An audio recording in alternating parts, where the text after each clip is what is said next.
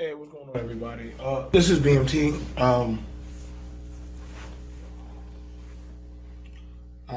Yeah, I I quit yesterday. I did quit. I quit YouTube, but um, I had a contract. I quit YouTube, and I think it's stupid. But um, but I have a contract, and contract. I have not figured out how to break my contract, so I'm here. I'm here at work. Um, you know what I'm saying? Yeah, we're definitely. I want to have this conversation on the thing about the family court. Hang on, let me go hit up somebody. Let me go call somebody because I get bored. I don't feel like doing this one.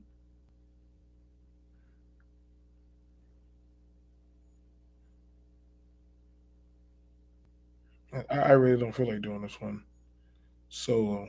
Like I just don't, and I don't want no YouTube content creators from really this space because they're annoying as hell. Um, hey, what's going on, Des? Thank you for becoming a member. Thank you, Des, seriously for becoming a member. Um, by now, everybody's done talked about left and right. Um, everybody's done talked about that guy who shot his baby mama, who done shot his baby mama, and the baby and the ex wife. To me, that's nothing new. Um, oh, that's nothing new. Um, that's nothing new to me because honestly, uh, that's been happening. It's going to happen. Um, family court just it brings out the vindictiveness in people. It brings out the vindictiveness in people. The women cry for protection, and the women cry for protection, and the men cry for advocacy of you know what they want to be left alone. Um,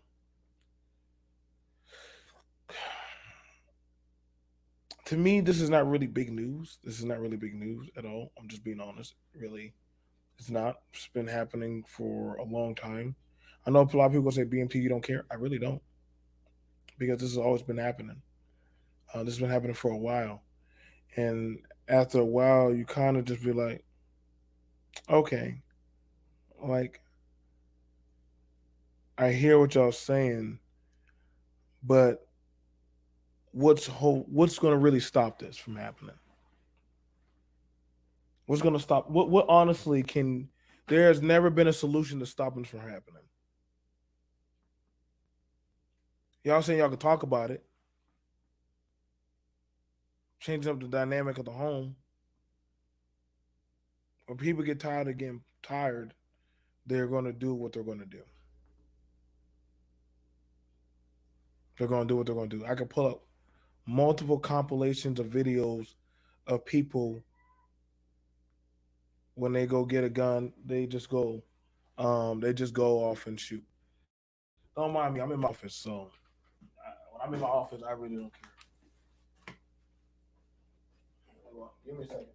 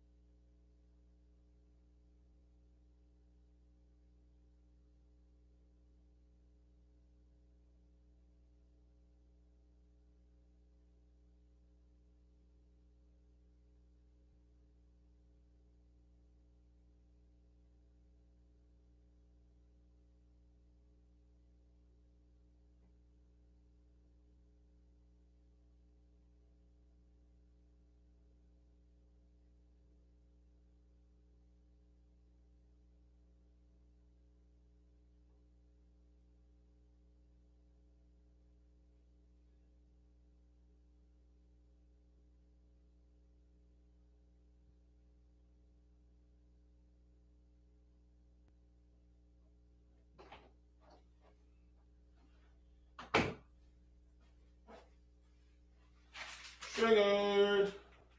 I'm triggered. I'm triggered.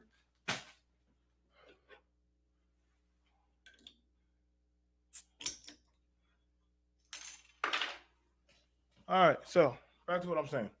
So where was I at?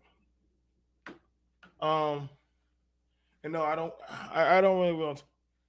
I don't even know how to really talk to people about this because honestly, everybody that's going to come on and talk about this is going to have some type of emotional stain of family court going on. I do apologize, by the way, but they're going to have some kind of emotional stain of family court or abuse or getting beat or shot or stabbed or, what I'm saying, this and that. And to me, I get tired of hearing about it. I really do. I really get tired of hearing about it. Like, I'd be like saying, y'all need to go therapy.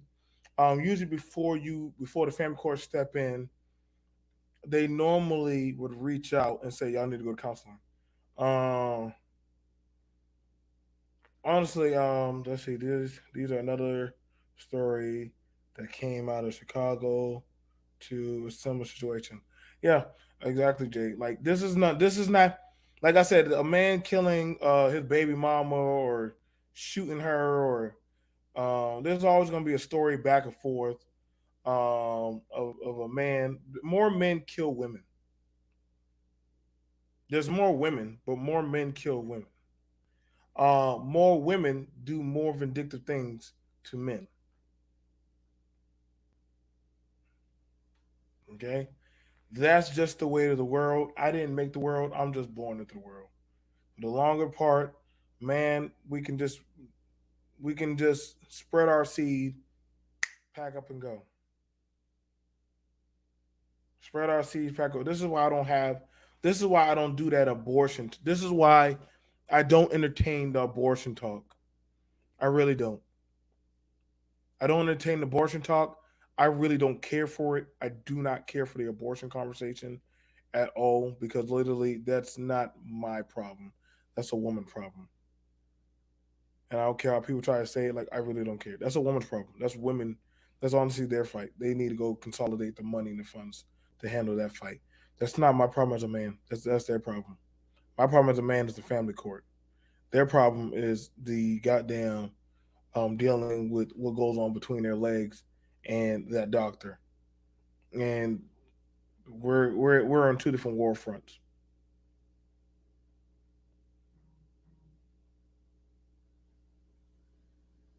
I'm gonna be honest. If I were to be put on child support, I would want nothing to do with that woman or that child. If I was put on child support, I would want nothing to do. I'm being honest. Like I'm being honest for me. If I was put on child support, I'm gonna just treat it like a car payment. Don't call me about no birthdays. Don't call me about no party. Don't call me about y'all house about to blow up or anything. I'm just gonna send the money. Don't call me for nothing. Just know the money's coming. I'm gonna treat it like that. Just send you your lump sum. Just send you a lump sum of money. But other than that, you will never hear from me. That's just me. That's the honest thing. That's the best thing I could tell a lot of men. Now that's me. Now other men, well, no, I gotta see my child and this and that. Understand when you deal with that, you choose to deal with that woman and what other household she dealing with. Me, I'm not. I'm just. Listen. I'm not doing it. Hey, let me answer because you are a member. Question: Does a man missing prenatal care appointment a valid reason to deny custody? No, it's not. A lady on another platform said didn't deserve 50-50 custody because he was absent during the pregnancy. No, that's stupid. That's dumb. That's dumb. You could be the if you're not married to her, she technically doesn't even have to allow you in the room. Heck, hell, let me put it like this: you could be married to a woman, right? If she was during labor and she were to say, or she would have told that doctor, get out, then that's on you. She tell you to get out, Ain't nothing you can do. You can't say, "Well, I'm the father. You have to have me stay." No, you just have to get out.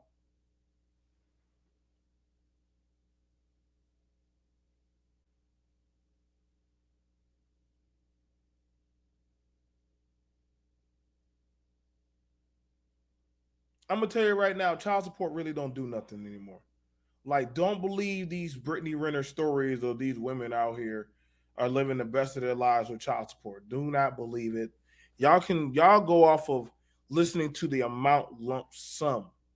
The amount lump sum does not mean nothing. Like, I fork out $1,600 a month.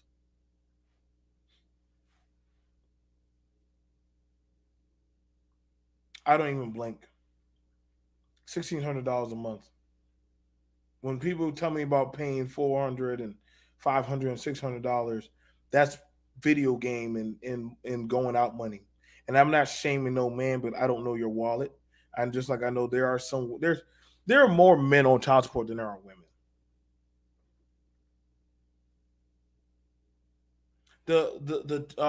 The baby mama um moniker came and was put on black women during the Ronald Reagan era, which is very interesting how a lot of um it's very interesting on how a lot of women use that. I don't even know why y'all like. Well, I guess you can be called baby mom. That's technically what you are. Just like when they were calling, But I wouldn't keep calling them baby mama. Baby mama just sounds just. I just call it child's mother. My kid, you know, that's my baby mama. And like, why would any woman want that stupid ass name to be called a baby mama? Like, y'all men saying y'all gonna go to the women that the women betrayed y'all. Y'all crazy. Like, everybody's playing the pieces of the board. Everybody's playing whatever pieces that they can on the board. A man can nut up in a woman and bounce. A woman can hide that she's pregnant from a man. Now, divestment, the woman divestment talk. I'm gonna just be honest. The woman divestment talk. Women and men have been divested. Been divested. Like, honestly, can they really? Like, when y'all talk about divestment, where y'all going? When people talk about divestment, I always ask, where y'all going?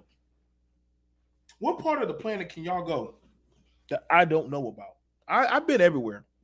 I'm always curious because y'all bring up, well, in other countries you can't get you can't be pregnant because the system won't allow. They don't allow you to get pregnant in other countries because the sentences are a lot harsher. Now, what country y'all talking about when y'all want to bring up countries about they don't have welfare? Because I don't know why anybody would want to go to a second or third world country. First of all, I don't know why anybody would want to go to a second or third world country that literally barely has any type of medical aid or treatment and stuff. That's why I know y'all are in the bargain bin business. That's when I know y'all are in the lower bottom tier. That's why I hate talking to uh black people. I really do. I really hate talking to black people about family court. Actually, I hate talking to lower income white people too. Y'all are annoying as fuck also because you swear up and down y'all like using the moniker of black people for your talking point of child support when there's more poor white trash people on child support than any other group in America. Y'all be on the news fighting it out barefoot, duking it out with your baby daddy after Sunday service and stuff. But yet y'all like bringing up black people. Yeah, we get the black home is done ran through. The white home is a TV sitcom. Don't ever, y'all please stop believing that other races have it better than y'all. When y'all bring up Chinese people were just not too long ago killing their babies. They just had to make a law to tell them not to kill their babies. Can't be that damn good. If they literally, that's why their population's so down. The Hispanic, they be using their babies as cartel carry-on bags and will kill a baby and put drugs inside the baby.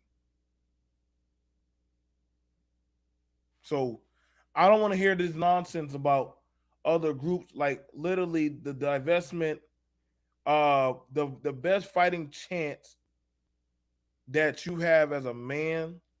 Now I get it when you say that you want to go to another country. You can, but it's more so you're looking for you to be that agency of the woman has to depend solely on you. But in the same sense, uh, other groups of men are not going to allow you to have access to their women.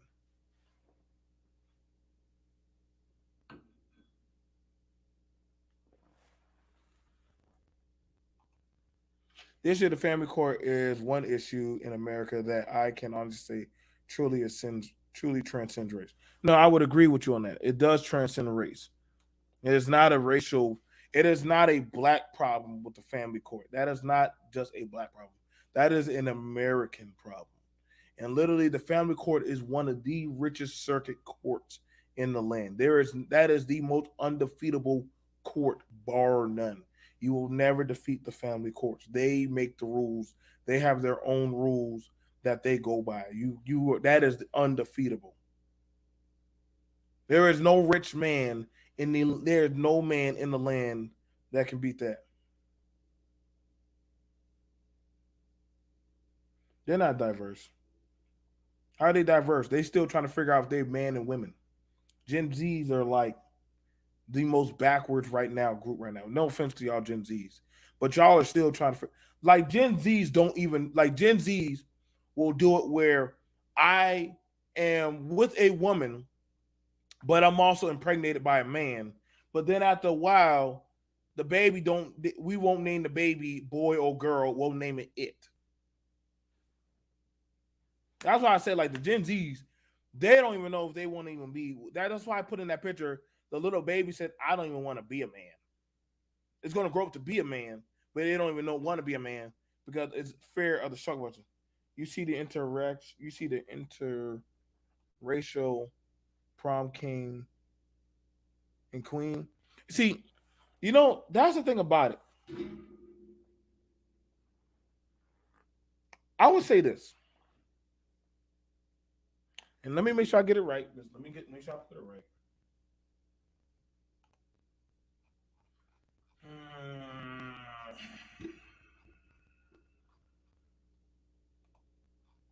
Make sure I put it right.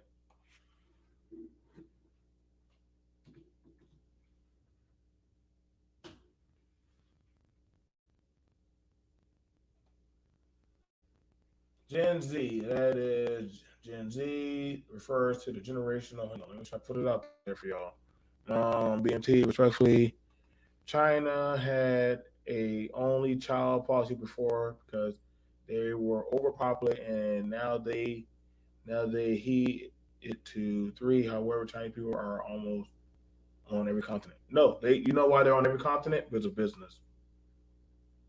They're on every continent because of business. It ain't because of pop. It ain't because of family. It's because of business. Because they don't have no more space really like that. Like their industry. Like I'm not sure when y'all last time y'all been to China. China literally they have in certain areas. No, you got 2010. Yeah, I got 2010 also. No, it's 2012 actually. Generation Z, aka the millennial, 1997. This generation has been raised on the internet and social media. That's why they're so fucked up. Um, with some of the oldest finishing college by 2020. Like I said, these are the ones that literally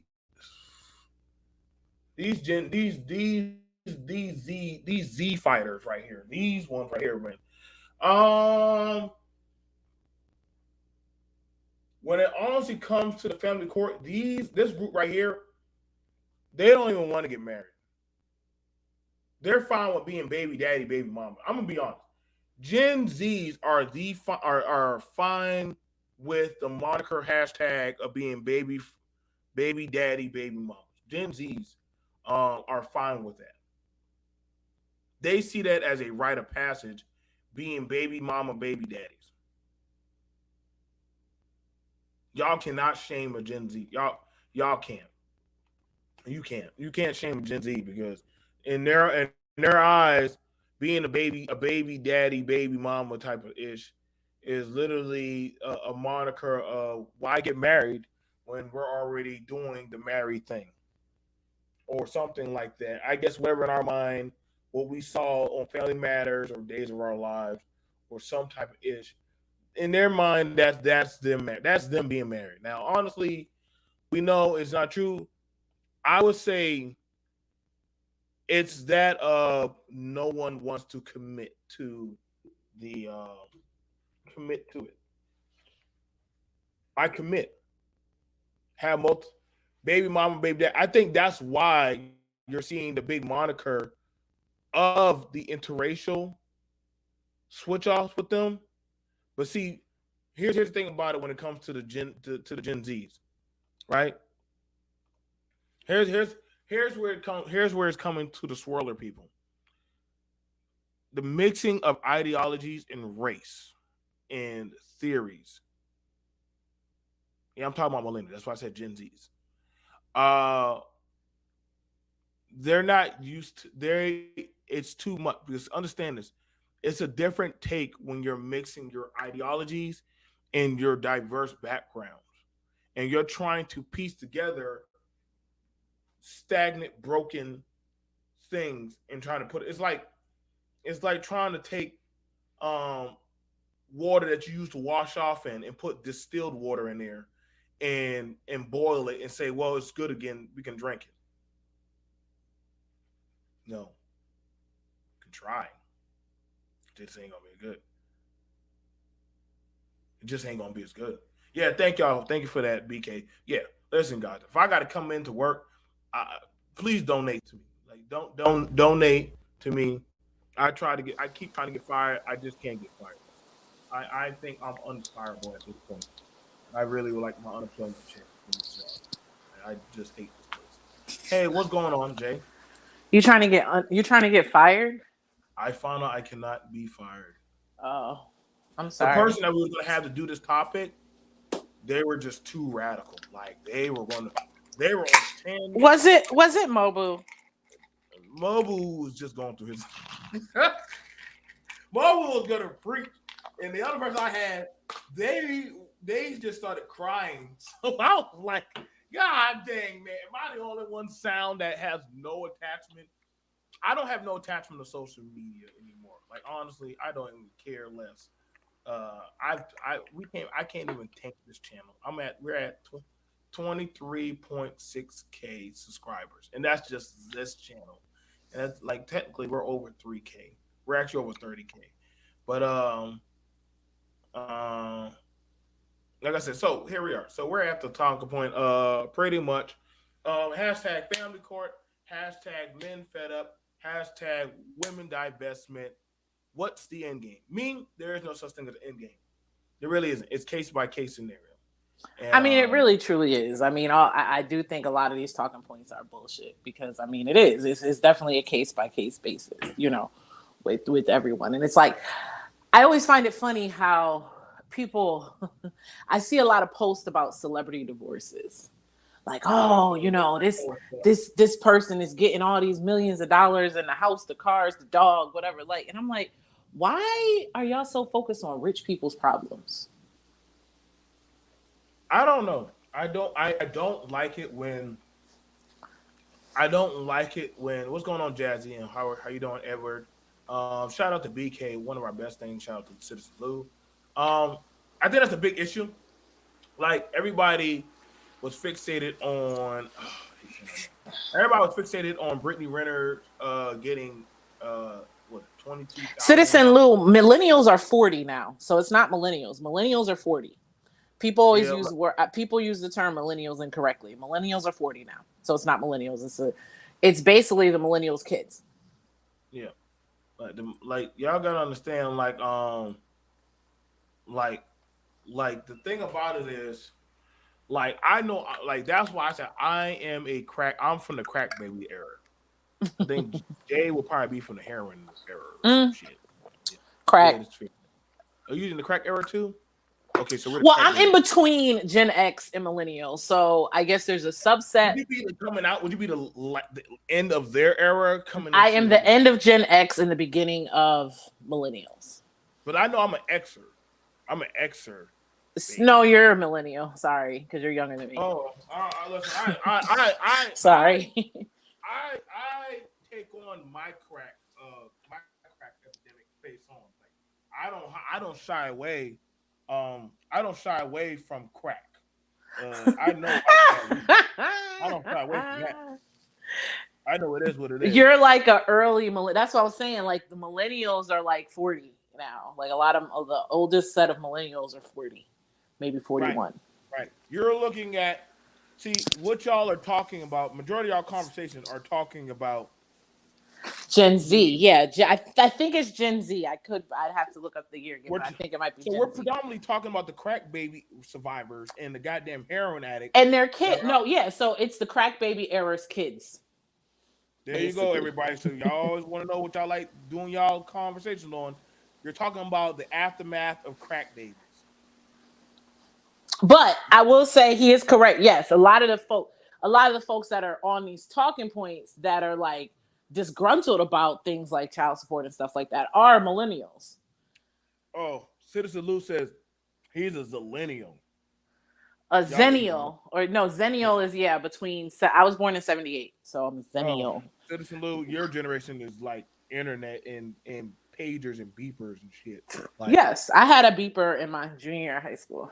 I found a beeper on the goddamn parking lot. I kept on to that shit. I don't know who the fuck is Javier, but goddamn, his goddamn beeper was busting. I just liked it, but I had ringtones and I looked like I felt like I was somebody.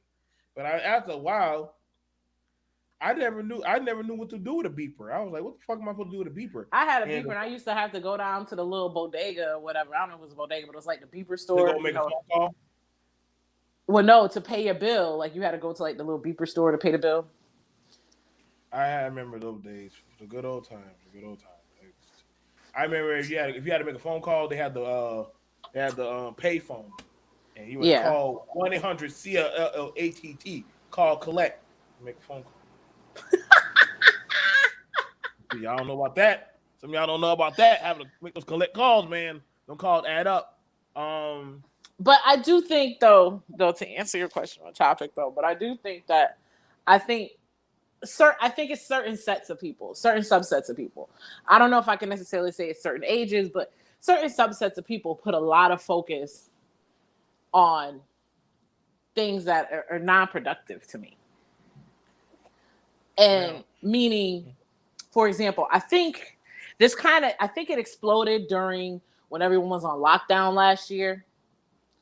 And that's when, your boy, the infamous KS, kind of came up. And I think that's when a lot of these talking points like really started, like folks started going and running with it, with a lot of these relationship type conversations. And that's on both sides. And it's like, I don't know. I mean, I just think that's where a lot of this stuff came from. Now folks is like, oh, well, women got to do this, men got to do that, then women got to do this and that. And I think, and I might say something that's unpopular, but Joe, you'll understand where I'm coming from. I think men a lot, not all. I'm gonna say not all. So stay the fuck out of his inbox. A lot of men are disgruntled with the fact that women no longer need them. let's talk about that. All right, so there we go. I knew Jay would start the catalyst. So the reason my hypothesis is this: the reason why men, the particular after, I'm calling y'all the aftermath men. The reason why the aftermath men of society like to seek out women outside of a first world country, right? Because the first world country means guess what? At some point, we all can compete. Like I could say hypothetically, hey Jay, like if you come get with me, like I could do X, Y, and Z for you and take care of you. And this is where you hear the Monica, the women said, "The hell I need you for? What do I need you for?" No, no. I mean, but see, to be fair, Lou, hang on, we're gonna drop the link. We just have to start burning down the kitchen first. Um, Technically, to be fair, I'm gonna throw this out. Other than procreation, I would ask y'all, what does a woman need a man for? Go. And don't say protection. Got a gun for that. So, other than that, in a first world system, what honestly, because I know the men will ask a woman, what can you offer a woman? But now the women can say, well, what can a man offer me that I can't do for myself? And I mean, to be honest, a lot. Let's be real, Joe. And again, folks is probably gonna come in and be mad and puff their chest out. But women should be more laid out than men these days, in a lot of cases. But now, here's the thing A about it. lot of these women, a lot of women are living a hell of a lot better. Single women, I'm not talking about women in relationships and married. A lot of single women are living better than ever before. And they have more disposable income. And they are, when I say living better, meaning they're living in nicer apartments, they have nicer cars, going on vacations and things of that nature, where they are living a general fulfilled life. So they don't need a man for that fulfillment. You see what I'm saying? Now, hang on. But I know now. Here's the thing about it. Now, in the same, in the next breath, men can acquiesce for a lesser quality of a woman. In other words, you could be that woman with all the bells and whistles, but they would probably still choose that Dollar General girl, like the Dollar General girl. And that's not taking no shots at any woman, but men, for the most part, if they don't feel like they want to compete or they want to take the easy road, they're gonna go after the woman. Um, they will go after the woman that's a lot more easier to go after. And I'm not gonna lie, like if I can get the easier broad, I'm gonna So go ahead basically, and what get you're it. saying is you're going after the Dollar General broad and not You the damn right, I'm gonna take the dollar. Target chick. See, they're going. I don't. That's your problem right I'm there. gonna go get. Listen, I get what you can't shame me. You can't shame me. I'm listen. I'm not like these YouTube niggas. I'm a man. You can't shame me. At the end of the day, so long as I have a woman on my side walking with me and making me happy, how That's why can you hate on me because I shop at Target. That's why you a hater. fuck Target? Just listen. I'm not going no Target. Like at the end of the day, and this is the thing about it. But now here's the problem. Now here's the issue. But I hear a lot of people say that they want to go get that lower model woman at times. Don't believe this YouTube hype. Oh, I want to go with the woman with this and that and this. Let me tell you why a lot of these dudes get these kind of sometimes. They get these type of goddamn women, the crock women. I call them the crock wearers because they understand that I don't feel threatened by you. So basically, in Men, a nutshell, what you're saying is it's an ego thing, man. a lot of men a lot of men, especially from these eras now, are driven by ego. The family court Oh, has levels. they're not gonna like that. How many times have I sat up here and said that men's egos are very fragile, Now and understand. folks Now it's think I'm the bitter, the there's mean, bitter nothing one. wrong. There's nothing wrong in court. Shout out to Beyonce when she said he has a big ego. Oh, I love his big Well, I ego. mean, she was talking It about is dick, natural but for a yeah. man. It is natural for a man to have a big ego. That's what we pride ourselves on taking care of our woman. We pride ourselves on the things that we do. It shows accomplishment. You know what I'm saying? Alonzo, Walmart gives me hives. Like, I'm not even gonna lie to you. Like, I pulled up in a Walmart parking lot one time because actually Walmart is closer to my house than Target. So sometimes I do go to Walmart. And literally one time I had a whole panic attack before I walked into Walmart. Like the way because they don't ever catch their carts. And I sat in the parking lot. I was like, I can't go in here. Like I was like shaking. Like I couldn't do it. And they don't even take Apple Pay. Like that's some bullshit. But go ahead. They very, very fragile. Even when they think they are playing it off, the men's ego can sometimes be paper thin and fragile. I like y'all think I'm BSing you. I'm a man. I'm a highly, highly, highly accomplished man. You know, but the thing about it is this: the reason why I don't have no filter because I speak my truth. I don't care. I don't care. Hell, I don't even care about this topic. I'm just doing it so that way I don't get fined. But other than that, um, but other than that, well, shit, we can listen. I want y'all to understand this before. Just a side note, we had a lot more fun when we were a smaller channel than before we became a bigger channel. We had a lot more fun because we just could do and get away with way more things and talk about way more things that were so a lot. You know what? Pay homage to us, bitches, because a lot of y'all talking points in this space came from this channel. A lot. So make sure y'all pay your homage. Because a lot of y'all talking points that y'all have in y'all spaces, whether it be the manosphere, the divestment, whatever shit y'all got, came from this channel. That's why I don't care. That's why I honestly don't care. Our topics ain't from other channels. Our topics are from us just talking to the outside world. Pay homage to us, bitches. You can't ever remove our footprint on digital footprint in this And I place. mean, most of our talking points have literally come from phone conversations that we have had. So Long on top of that, conversation, hour long conversation. They say, "Oh, we'll do a show about it." Then all of a sudden, it's on another person's channel, and they're having a whole goddamn thesis storm forum on it. I said, "Well, damn, we were just talking about that. How the hell did it get?" And we just talked about it on the show. And then after that, we just have to tell people, "Hey, could y'all at least give us our credit when y'all watch our stuff? Can y'all at least give us our credit?" We didn't care about the numbers. We just did it because we were having fun. But family court.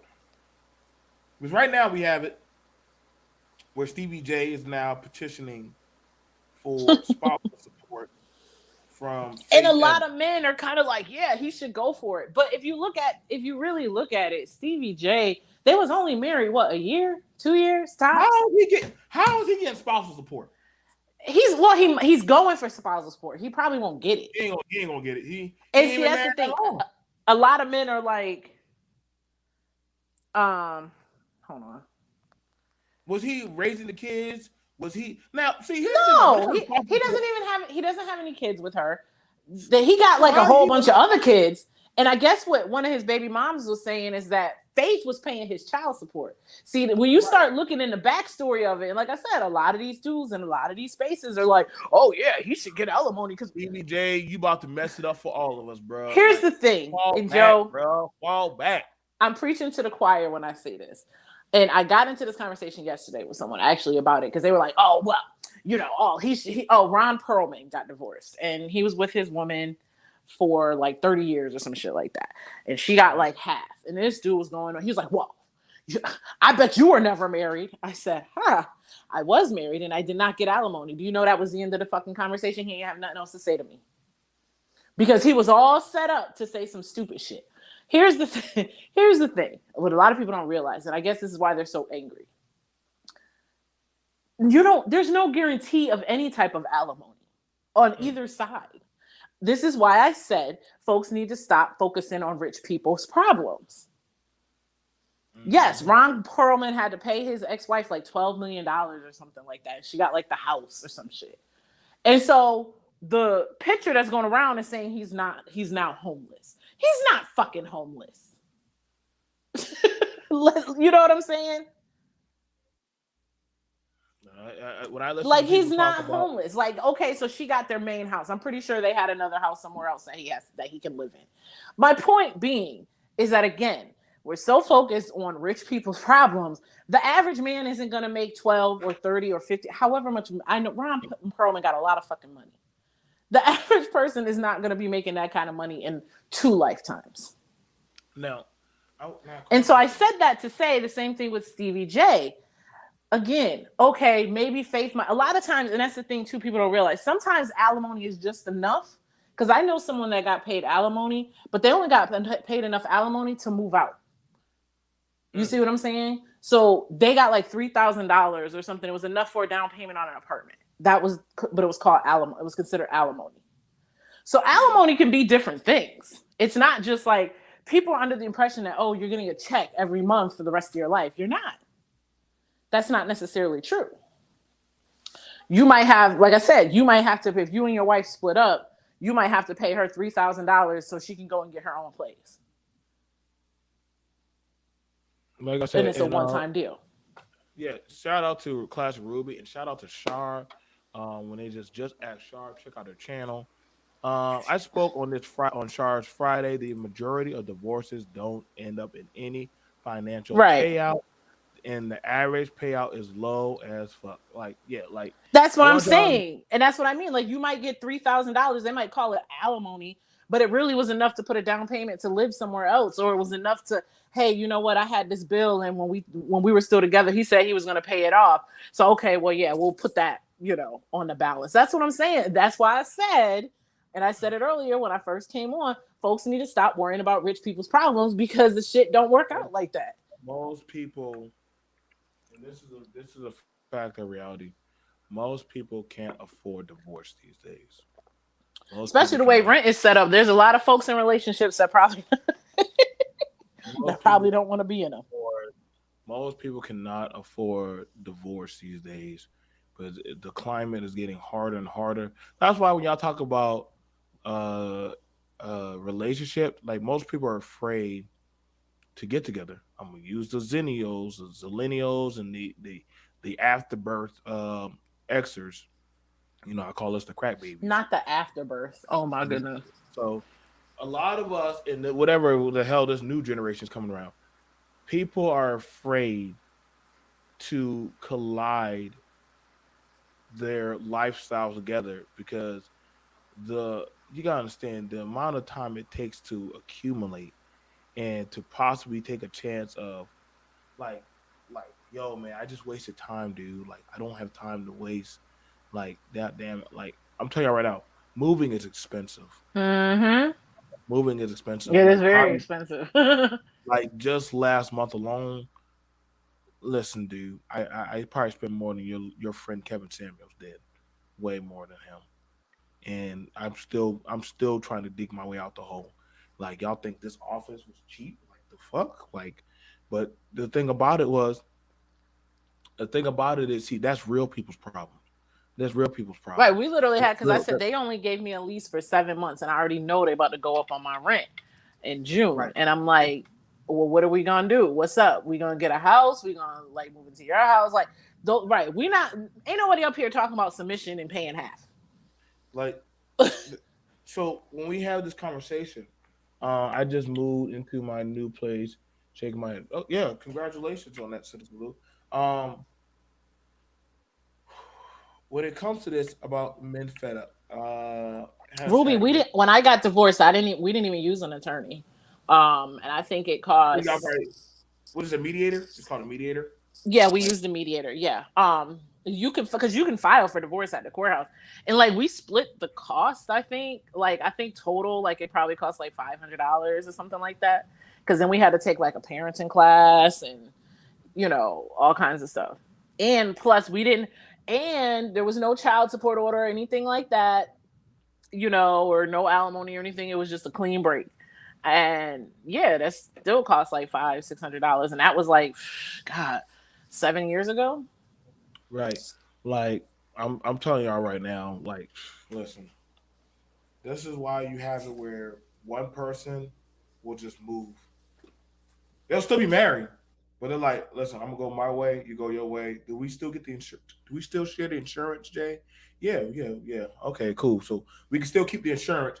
I just don't want to live with you, and you don't live with me, and we'll go our own ways. And I just have to just give me at least the TV, two TVs, the couch and stuff.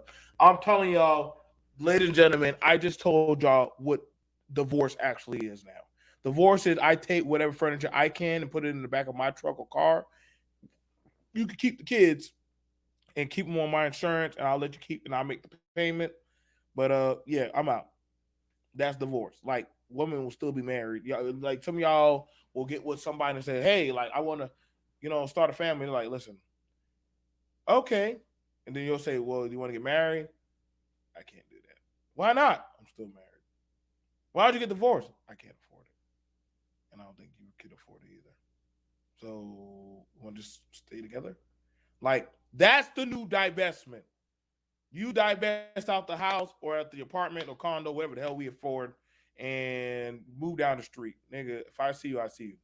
Like, believe me or not, I have seen it where a man and a woman have walked into the club and the baby daddy walking into the club 3 or 4 hours later with his girl. And they're on two other sides of it. That's it. That is the new uh divestment. That's why I always try to figure out. Um, Men are fed up with the court, but I got to be honest with y'all. It's older men, older rich men make the court, not you Yeah. poor men. So when y'all say it's the women's fault, no, And they're I know we've said it about 100 times on this show. There are certain cases where if a woman is filing for state benefits, they're required to file for child support. So sometimes a woman don't necessarily even want to file for child support. Sometimes it's a case of if she's getting food stamps or if she's getting other kind of or Section 8 or other kinds of cash assistance, she has to file for child support. and I think that's a prop. That's a see. Here's the thing about it, and this is the vindictive game. This is when the vindictive game called comes in. If I make a baby, because making babies are fun. If I make a baby, baby's here. Plus, also you got to deal with responsibilities. Now, it's either shut up. It's either I can pay the cost, even though I'm not staying there. I can pay the cost. That's why y'all heard me say, "Listen, they I start paying child support. I'm just gonna treat that like a payment. Like I'm just gonna It's treat it just like." another bill. I mean, my boyfriend pays child support. He's almost done. His daughter's like 21 and his son is 18. So he's pretty much knocking on the door being done. But I mean, it's just a bill. That's all it But is. see, It's a I bill. don't like here's the thing about it. I don't have time to deal with a vindictive women. I can't do it. I just don't have that energy. And I've been there. I listen, fellas. I want y'all to understand this. I have been there where I have dealt with a vindictive woman. I know what it's like to not be able to see your children. I've been through that depression phase. It's hard. I'm not going to look down and kick you while you're down. I've been there. But that is still no right to kill somebody. Right. I know. I listen. But I'm then he so went, well, there's, like I said, there's two separate cases. The first case that you brought up, that one, he went, killed her, went, killed the other baby mama, and then killed himself because he already knew that he was going to go to jail. right.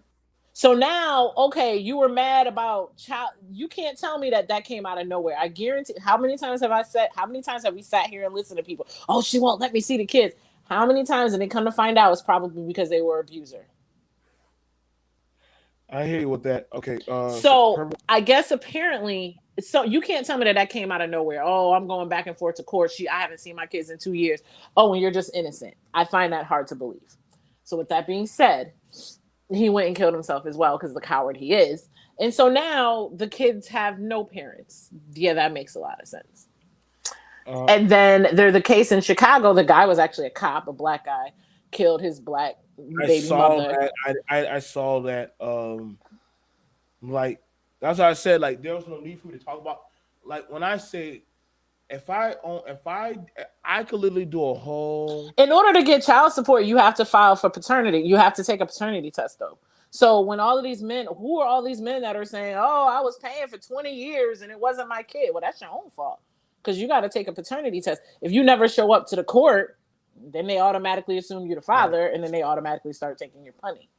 um, See how that works? so okay, so one thing about it, and there's, because you're a member. My ex girlfriend attended every one of my overnight knee surgeries, made me appreciate her that much more. There's a man missing prenatal appointment calls the mother to emotionally divest.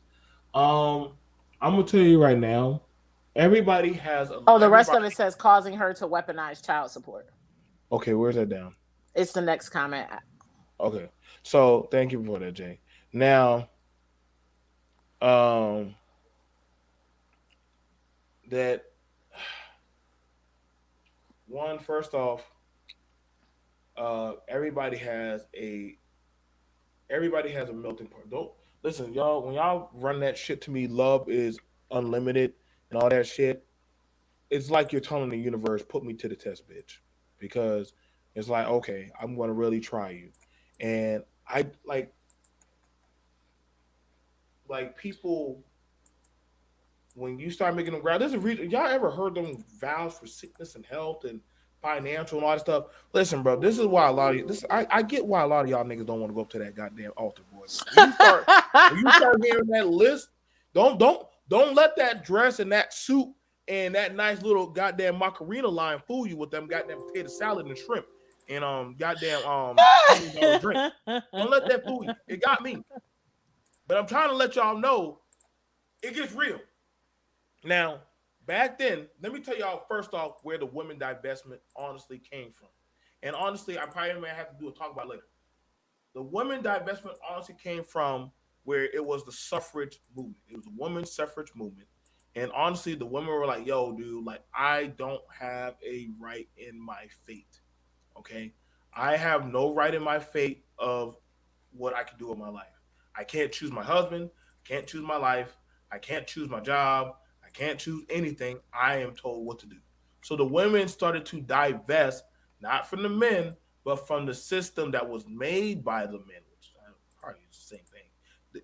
Pretty much the same thing. Like if a man were to divorce you, he would get the kid and the house and the stuff. The woman would be left with nothing. The woman had to go back home to her parents.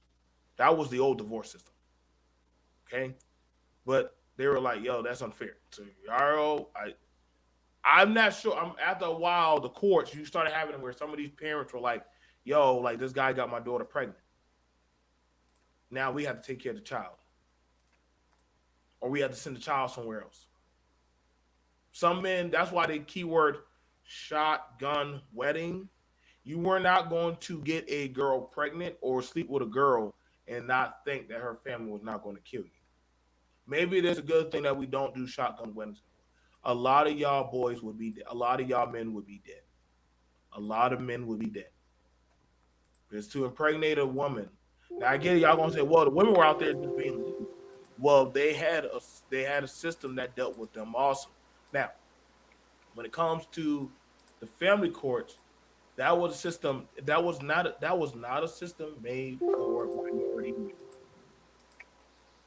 The family court was never made for But minority it women. wasn't like against black men. Like people try to make it sound like, oh, black men. Family court, family court was made to get rich old white men. It was never made for y'all. So when y'all say it's too hard, listen to a rich white man that he don't even fart or even bat an eye. It's just Mm-mm. like what I'm trying to tell y'all the monumials of how the because y'all aren't no sultans and y'all ain't no pharaohs. Okay, the family court was made for upper class white men. They could have they it's not but here's the thing about it. Rich people, once they get divorced, what do they do? After they get divorced, Jay? What do you mean? When rich people get divorced, what do they go do After They that, split the assets. okay, and then after that, what else? I don't know. Get another person. Boom. Rich people don't stay single long. No, not at all. Especially rich men.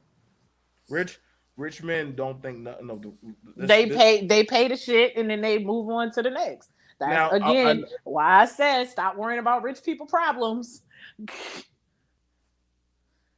I mean, to be honest, men in general don't stay single long. Like, let's just be real, Joe. Men in general, black, white, yellow, rich, poor, men in general, after a divorce, especially if they're a decent dude, like on the outwardly appearance, and they're a decent dude, men in general don't stay single long. right. No, they don't. Let me click at this. Shout out to Perfect Blackness. Y'all please start donate to us, please. Y'all enjoy these talking points. Listen, I take time out of my life for y'all. I Jay mean, took time. technically, I'm on the clock, so there's that. But yeah, Help me give Jay $5 so she can go to Wawa. Yeah. Starbucks, sir, Starbucks. Oh, the fuck? When the hell were you? When when were you able to get that? When were you able to go to Starbucks? I got Starbucks yesterday. When were you going to tell me? Oh, I had to pull a U on my boyfriend the other day because he had me help him out with something. And I said, you need to pay me for this because it took a lot of work for me to do. And he was like, but I don't have to pay you. I said, Joe pays me. So he sent me $20. Boy, he just have it, boy. What? Y'all, I told y'all I be working with savages, bro. These people be, listen, bro. But you know what? The thing about it is, if any of my co-hosts would have called for funds, because Lord knows they be fucking hitting that cash app right there. They sure do. They sure do. So again, that's part of the racket. Simply off of going a woman's word will ruin a man's life. The main issue with family court is that it runs afoul of a man's due process rights. All right. So don't worry,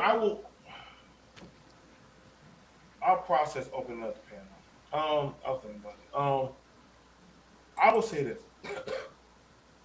because depending on the age of the child, y'all can always go back to uh but I'm saying the family court brings out like men fed up with the court. That's something. Now here's the thing about it.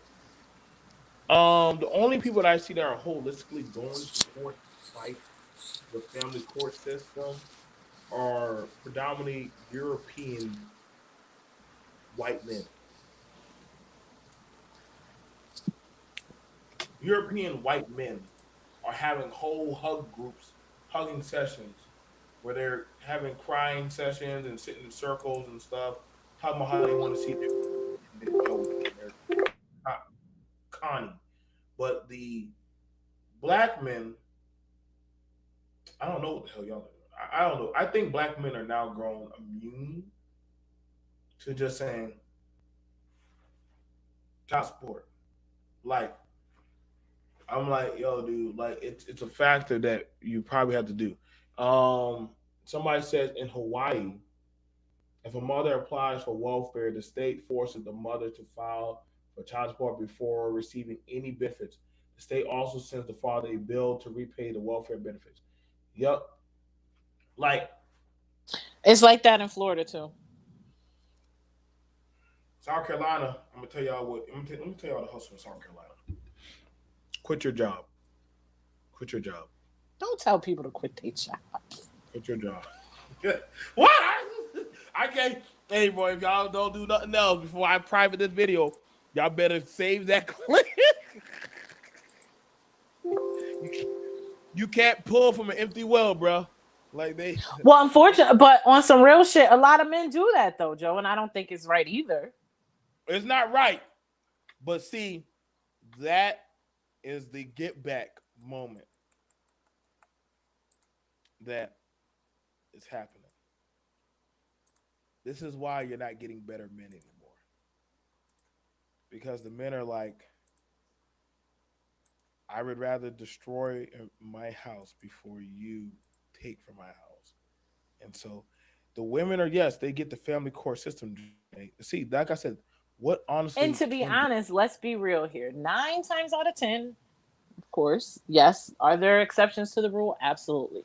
However, 9 times out of 10, by the time a woman is taking a man to family court, it's because the man didn't want to step up on their own. Please tell me I'm wrong. that definitely does happen. That does happen. Like honestly, Nine times out of 10, you can set you a can woman settle isn't you broke up on Monday and she going to family court on Tuesday to file for child support. you can settle it. Y'all can settle it before it gets there. 9 times out of 10, a woman is like, okay, all right, well, we're gonna split up. What we gonna do about the baby? Hey, why don't you give me $100 a week or whatever? I mean, I ain't giving you all that money. Oh, fuck that. I ain't giving you no money. Okay. Well, listen. Okay. Well, how about you pick the kid up from daycare or pick the kids up from school or buy them shoes and clothes, whatever. I'm not doing that. You just want my money. So 9 times out of 10, a woman will wait, or maybe he'll change his mind when he calms down, kind of shit, whatever, and realizes that it's disappointment after disappointment after disappointment. So then she decides to get the courts involved. It's please just. I just want to know, and of course, I didn't say all, but I feel like most of the time that's really what happens. Am I right or wrong? Mm, mm, mm. Jay, all right. So we only have to do, well, I only have to do 30, 45 minutes of listening to people talk. Okay, You're free. You're free. I'm Okay. free to go back to work. You're free to go back to work. You do not have to listen to this. Oh no, I'm fine. Why you opened up the panel? Right? Release the monkeys. Well, before you go, so because you like, you are a country man and you could appreciate that. So I am flying up to my man is still in New Jersey working, and I am going up there Thursday. He just texted me and said, "Hey, don't forget to bring up my Uncle John's sausage mild. They sell it at Walmart because they don't sell it up here in New Jersey. Mm. I have to bring that man sausage with his country ass." He's leading you to glory. Because I know that's something your ass would do. I know that's something your ass would do. I would tell you to go. Hell, it's surprised you just thought this. I would tell you to go get some rice pudding or some turkey wings. Something like that. Be like, I know they don't sell that. They don't sell that shit where I'm at. You need to bring it. Just it's the simple things that can keep. It's simple things. Now, So now I have to itch and get a freaking panic attack to go to damn Walmart to get his fucking sausage. just put on your mask. You'll be okay. Put on your mask. They don't take Apple Pay, Joe. I'm too bougie for that. I can't help. Tell him the Western Union use the money. It ain't even about the money because the shit is like $3, but they don't take Apple Pay. They don't do the boop-diddy boop. You gotta swipe the card. Now they do curbside pickup, so you never have to go in there. I can't get jiggy with the curbside pickup. I don't trust somebody shopping for me. I feel like, son, I have to do. I don't trust nobody shopping for me. I don't have that kind of faith to do that. I don't have that kind of faith to do that. I don't. I kind of feel the same way. Like, and a lot of times because I'm mostly by myself, or obviously, I'm not shopping for a lot of people, so I kind of feel like it's a waste of time to like. I usually buy a few things at a time. You know what I'm saying? Like, I don't buy a whole lot at a time. So by the time I go and put in the shit for internet shopping, I'll be like, man, I could do this shit myself. Yep. We are joined here by the lovely, immaculate Claire. Oh, Lord. Yeah, he got a title, man. He got a title. What's going on? Welcome. What's going on, everybody? I just wanted to stop in to let everybody know that this Friday, The Matrix Part 4 will be available for viewing on HBO Max. It'll be available at 11 a.m. Central Standard. I'm just kidding. I'm just not on the work for HBO. I was actually interested in hearing that. I was actually interested. Is it really? I just can't. I was like, is it really? Hold up. Yeah, actually, it comes out on Christmas Day. Spider-Man comes out. Is this a new Matrix? I'm not up on it. Is this a Yeah, new Matrix movie? it's a new Matrix. That's I mean, I'm not hijacking the show into the topic and shit, but yeah, it's a new one. 20 years later, we're gonna find out. I guess they're gonna undo the ending of the previous trilogy where Neo became the Messiah and died for all of our sins so that we could be freed from our reality inside the Matrix. And now they're all many black people in the Matrix. Why are they so? I don't want to. I guess the same reason there's no black people on Friends. Well, wait a minute, no, there were black people on the Matrix. Lawrence Fishburne is on the Matrix. Two of the biggest heroes of the Matrix are black. Well, you had. It wasn't Jada Pinkett on the Matrix too. Jada was there. Yeah, Jada was one of the biggest heroes. She was the captain of the Osiris. Jada was there. Morpheus in the Oracle. The Oracle. That hated bitch, goddamn motherfucker. That hated Morpheus because Jada was giving him that punani. Oh yeah, Captain. Yeah. Commander Mifune. Yeah.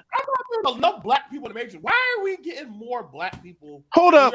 All the people in leadership were black in the Matrix. All the people that saved humanity. Even the person as always. And look where we're at now, Kev. It's always black people. They always reach out to black people to try to save their ass. But the Matrix, that whole thing is like an allegory for like for the black experience in America, right? Well, I had to break it down. I'd have to break it down for y'all at some point in a different show. People have written a lot of stuff about the Matrix, and it's still, at the end of the day, I'm always like, it's still a movie, though. Like, No, but it's good because a lot of it is the philosophy of like the institutions and freeing yourself of institutions, of how you can be an institution and how these institutions are designed and maintained, and even your rebellions against the institutions a lot of times are controlled to impact and improve the institution, to support the foundation. I mean, the whole point of the Matrix, they were allowing the revolutions. Neo wasn't even the one to wake up to be the savior. He wasn't even the first one. He was the sixth, because even that was programmed into the system. It's kind of like if every 10 years or 20 years, like white people came up with the Martin Luther King that they elevated, a chosen black person. Obama. That they put up on front, like they came up with their own Obama, right? And that's the one they put up, and then they go, see, he's leading the revolution, but it's really just another, it's part of a system they can control because they're writing all the rules. Kaepernick. Okay, I'm done. All right. So we're back. I also sent out a guest. Welcome, Citizen Lou. I know I meant to drop the link, but we had to get out the stuff. A lot of information. But we're here at the talking point of hashtag family court, hashtag men fed up, hashtag women divestment, hashtag what's the end game. Now we already understand. My understanding is there is no end game. There will never be an end game. It can never be an end game. So long as there is the system of the power called a government, there will never be an end game, because those are rich men and they literally make welfare. What up? Hey, can y'all hear me? Yeah. Hey, what's going on? Hey, G, I wanted to, at first, what you said at first, I was like, why you always gotta start with me? No, I had to come into but you know what though? I thought about what you were saying. Like I'm glad I thought about it, because you know what? Shit, you might be. Yeah, I had to get out my feelings. I had to get out my feelings a little bit, because I was thinking about some shit. Like, women don't. Life really is a lot easier for women in every way.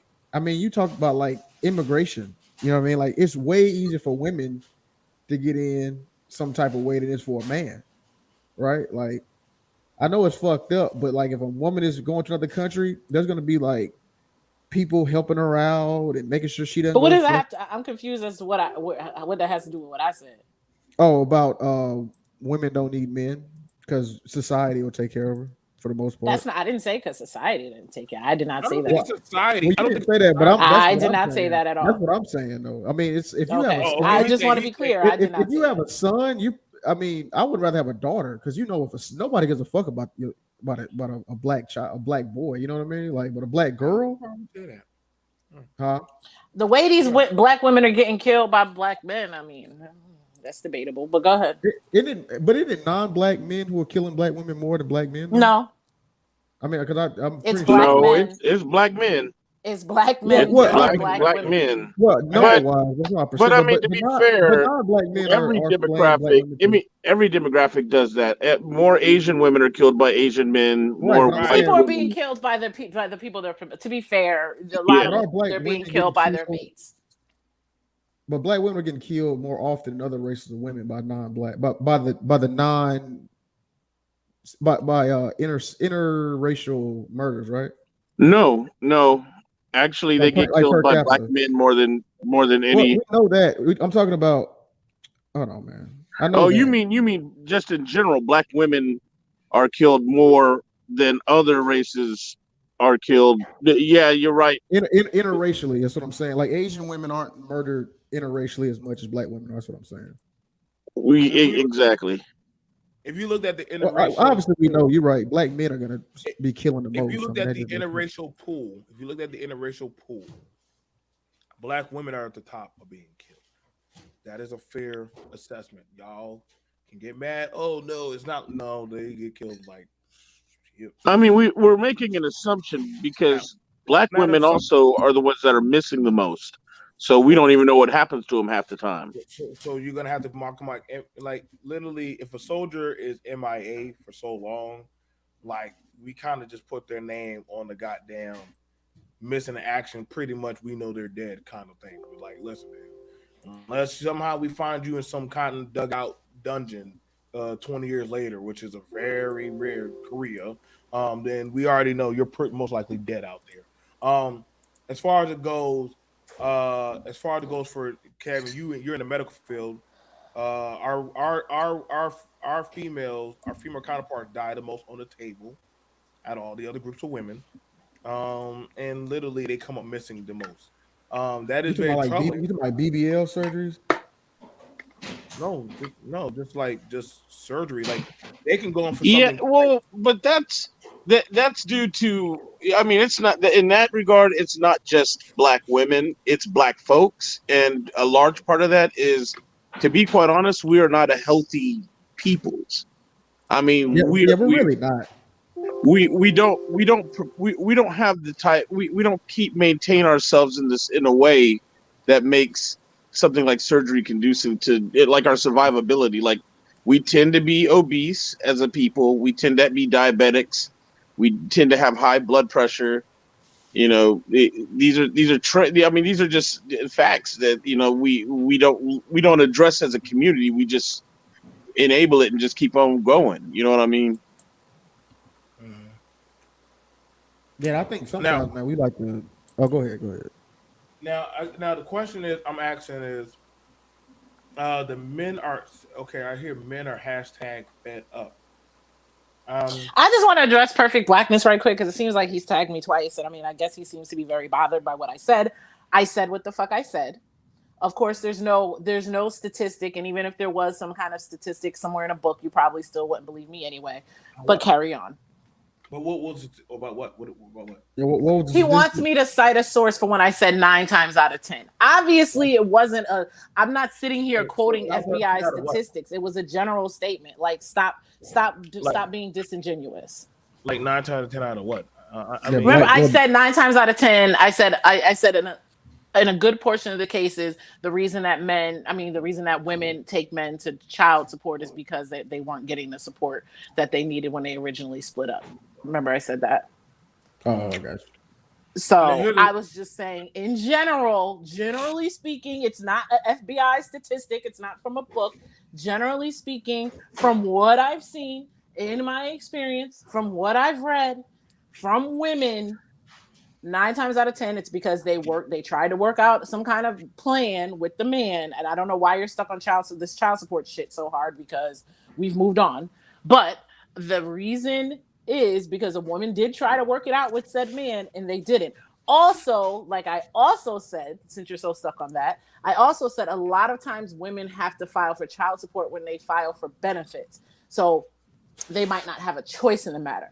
So if they're filing for food stamps, if they're filing for Section 8, if they're filing for TANF, if they're filing for any of those benefits, a lot of times women don't have a choice in the matter and they have to file for child support.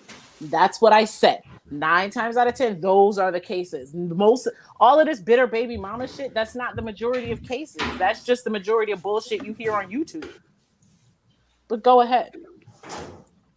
Like I said, one of the things about it is, and I always try to tell this to a lot of men to be very wary.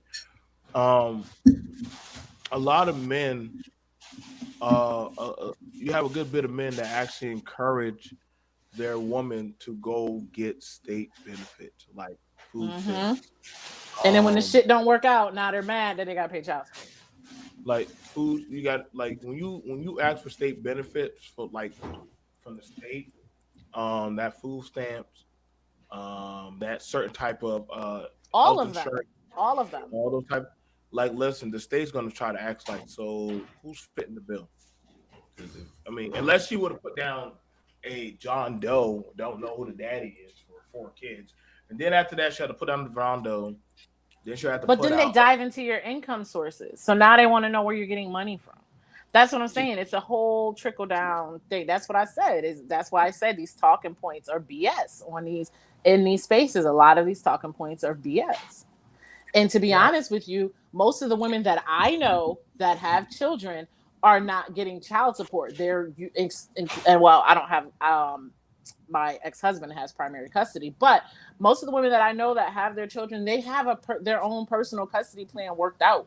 They're not getting child support. The parents work it out amongst themselves. So again, it's amazing that y'all spend so much time talking about the bottom freaking the lowest common denominator of society.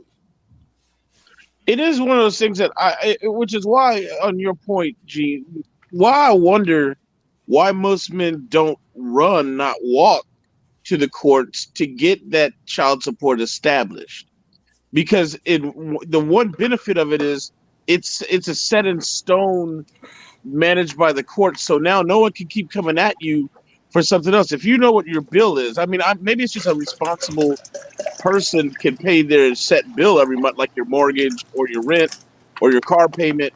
If it's set, that way people can't finagle you and keep coming back for more here, hitting you up for something else. It's set by the courts. They can't modify it. They can't change it without going through, procedures. So then you know what it's going to be, and you can handle your business.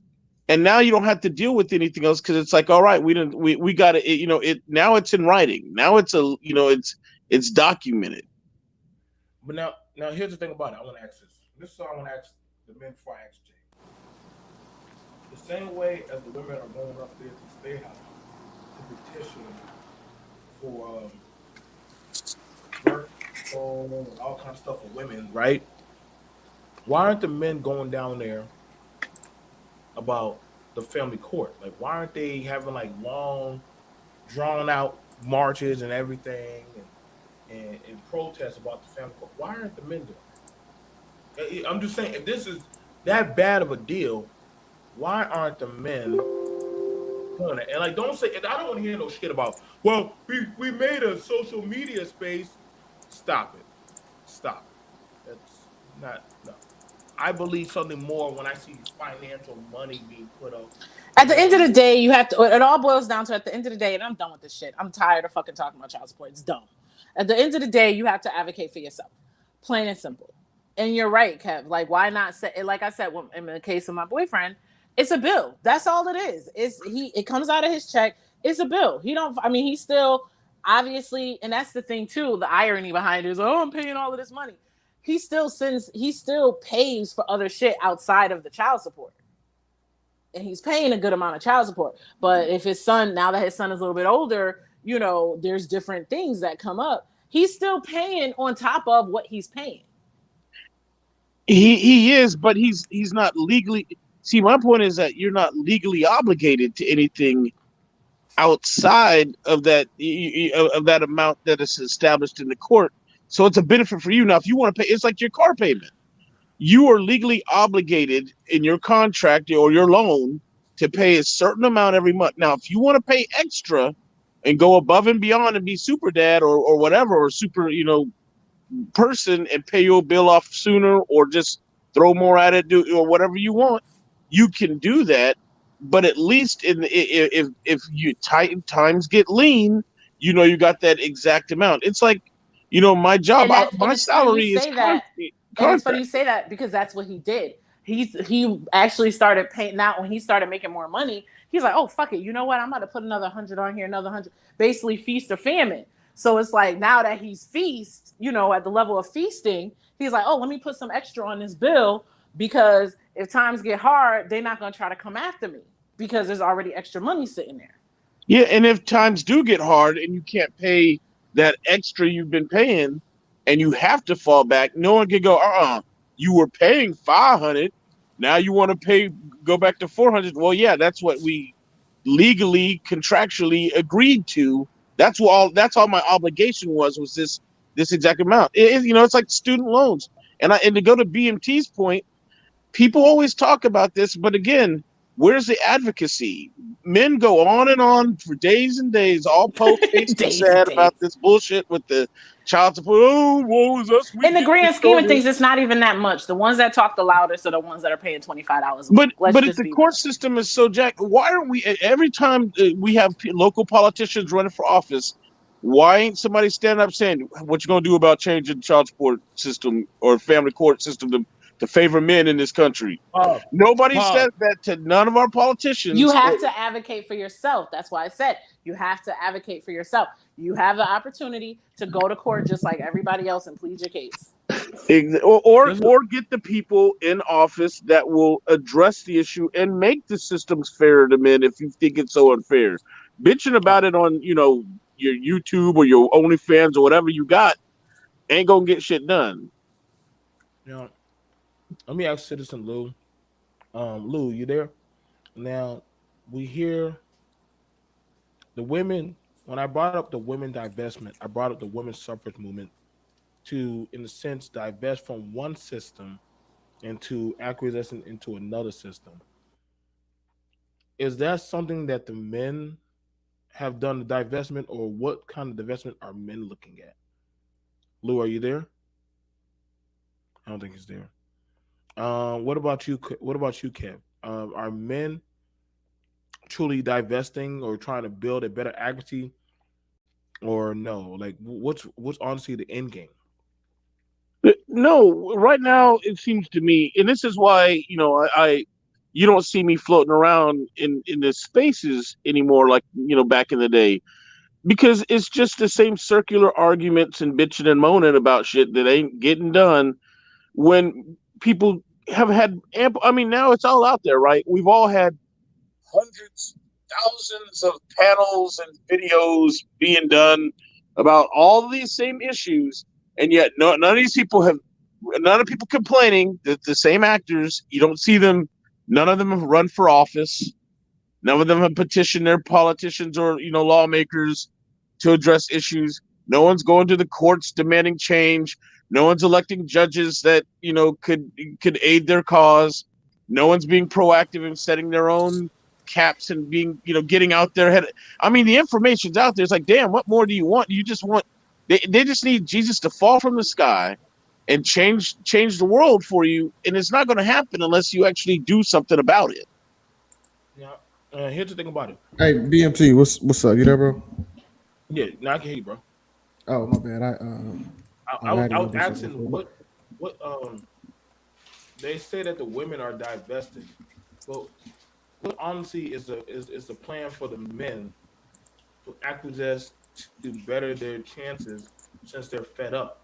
If the men are truly fed up, when the women are out there marching and protesting and like trying to insert themselves into political and financial institutes to restructure their life. What are the Yeah, men I see what doing? you're saying. Like, I mean, there's no like men pack like getting together and trying to fix the family court. It's just niggas on YouTube. Just because I'm gonna be honest, man. I'm gonna be honest. Like, I said this shit one time, and they were trying to play me like I was some type of soldier for the gynocracy or some shit like that. I was like, bro, in my life, I know 3 people who are on child support, and all them niggas ain't. They all are just horrible, garbage ass niggas. I mean, it's not even. You know what I mean? I hear the people on YouTube. They go, oh man, I'm paying all this. I'm a sick, but I don't know. I guess like she said earlier, the loudest wheel always the loudest wheel gets the oil. So I guess that's what everybody thinks. When you break it down, the average payment is So like what basically, you're saying I $400. was right. No, Well, not we're not really. going to go that far, G. I ain't saying all We, that. we, I ain't saying all we're not that. going. Now. We're not going to. No, no, Look, we're not going to go that I can't far get it to you. now. I can't get it to Let's. you on that one. Cause niggas gonna clip me and I can't get all that. But I said that shit one time. Niggas trying to get at me. I'm like, man, I don't know, man. I'm just going off what I'm saying because the shit don't look like it's that. I don't know, man. Because I Well, I see niggas mean, get on Uber. They Uber driving in order not to pay their shit. Niggas got a whole scheme on how not to pay it. But then So they're gonna be I'm mad when it comes time to collect Social Security, and you still got to pay that shit 30 years later. well, this is exactly. this is what happens though, and like I said, people talking. It's like, you know what, and you can't just sit back and have another let's all get on the bus movement and a million man march our ass to Washington D.C., hang around and give each other hugs and dap and shit, and then come back and not do a damn thing other than have the memory of getting on the bus. Like, and that's why I'm saying like the hashtag men are fed up. Like first of all, bringing up about women, a man killing a woman is nothing new. That's really not even new. Like literally, it's funny, but I didn't see hardly anybody, and I held off on it with that former NFL player that took Oh yeah, his he white tried to baby say that mama. she set him up. Like Yeah, we took all his didn't white see baby him mama throw and her threw into the her. TV. Hey, mind you, You talking she's about that nigga who threw that white chicken to the TV and all that? Yeah, yeah, he tried that's to his say baby. that she set him up. That's his baby mama. That's his baby mama. Yeah, It but don't he be said when he was getting arrested, oh, well, she set me up. Huh? You right. threw her into the She. TV. Here's the thing. Here's the thing about That nigga Well, got to be fair, she did fly into that TV at a particular angle that was very athletic. Is I watch a lot of WWF, and I think that Uh the way that huh. she fell boy, you into the hell, TV. Kev. Boy, you hell, Kev. listen. Here's the thing about it is. Here's the you thing about ain't it. wild for that one, Kev. Here's the thing about it is, and I'm gonna say that. I'm gonna say this right now. This is the problem where I side eye people with money that want to get with people who don't have no notoriety or backing of power. Because who's gonna believe you versus believe me? I have money, you don't. I can make you look like whatever I want to make you look like. You just have to stick it out and deal with it.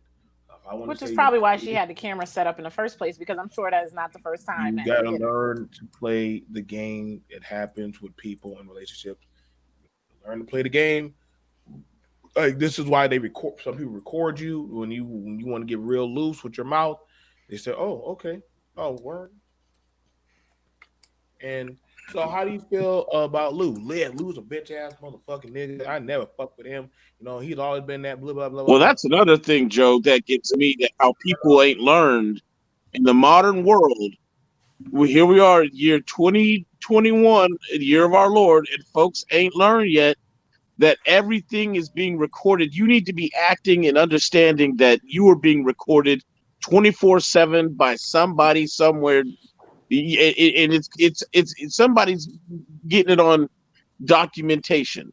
They're getting you on film, they're getting you on audio, and yet folks keep busting themselves out.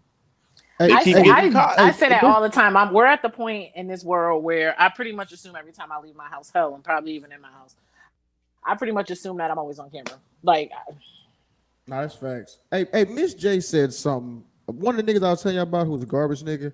So he had 2 baby mamas, right? The first one mm-hmm. was black, right? And then, she ended up like saying, "I don't worry about it." And then somebody else adopted the child. And then the second one was Mexican.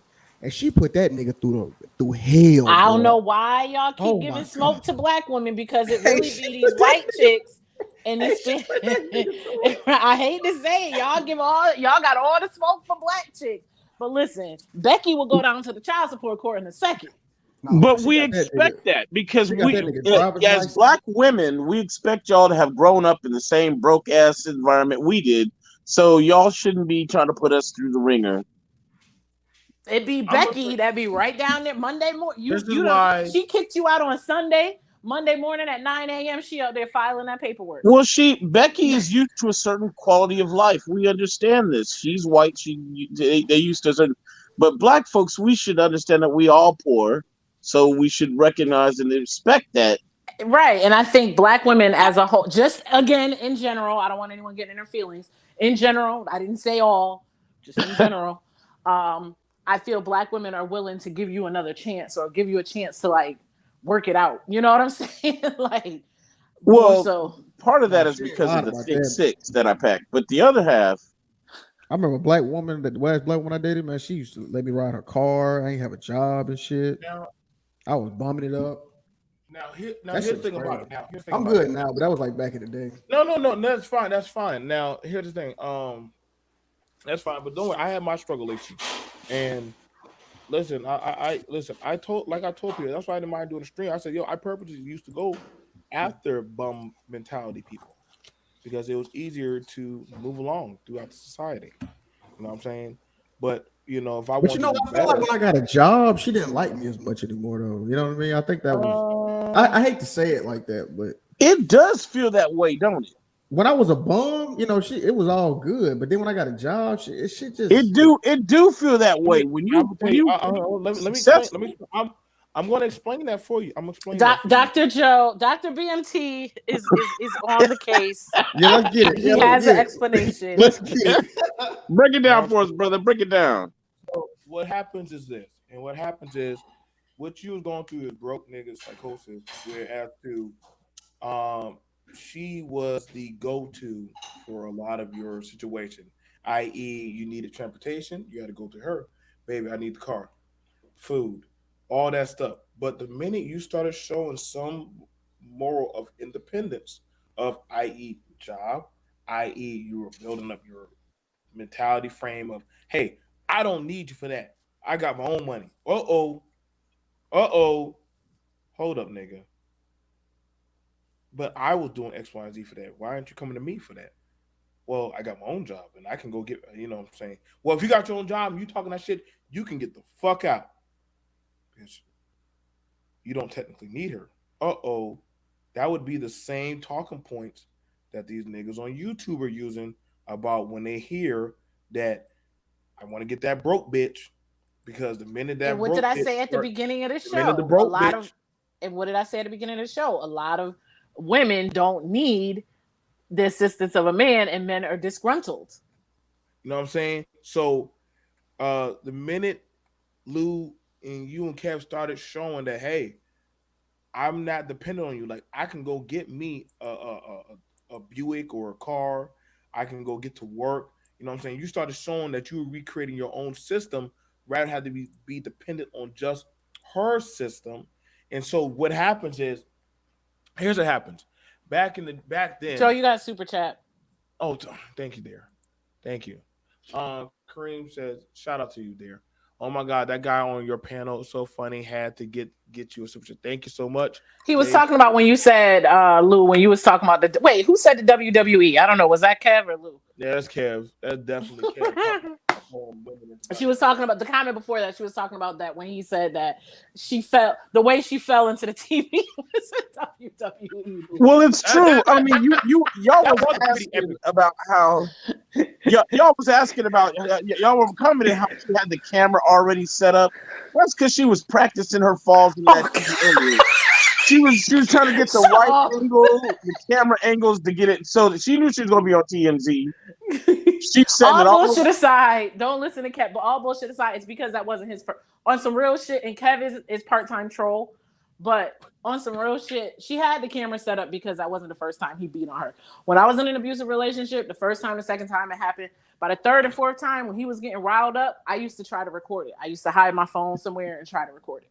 So Well, people, yeah, because I people mean, didn't believe me. on the real, that's the point. That's what I was saying, making that point about how I don't understand how people don't know that you're always being recorded, always being whenever you're not. Everything is going to be seen now, and if you're doing it repeatedly, you're just setting yourself up for the okie doke because people just going to use that repetitive nature behavior of yours to get it documented.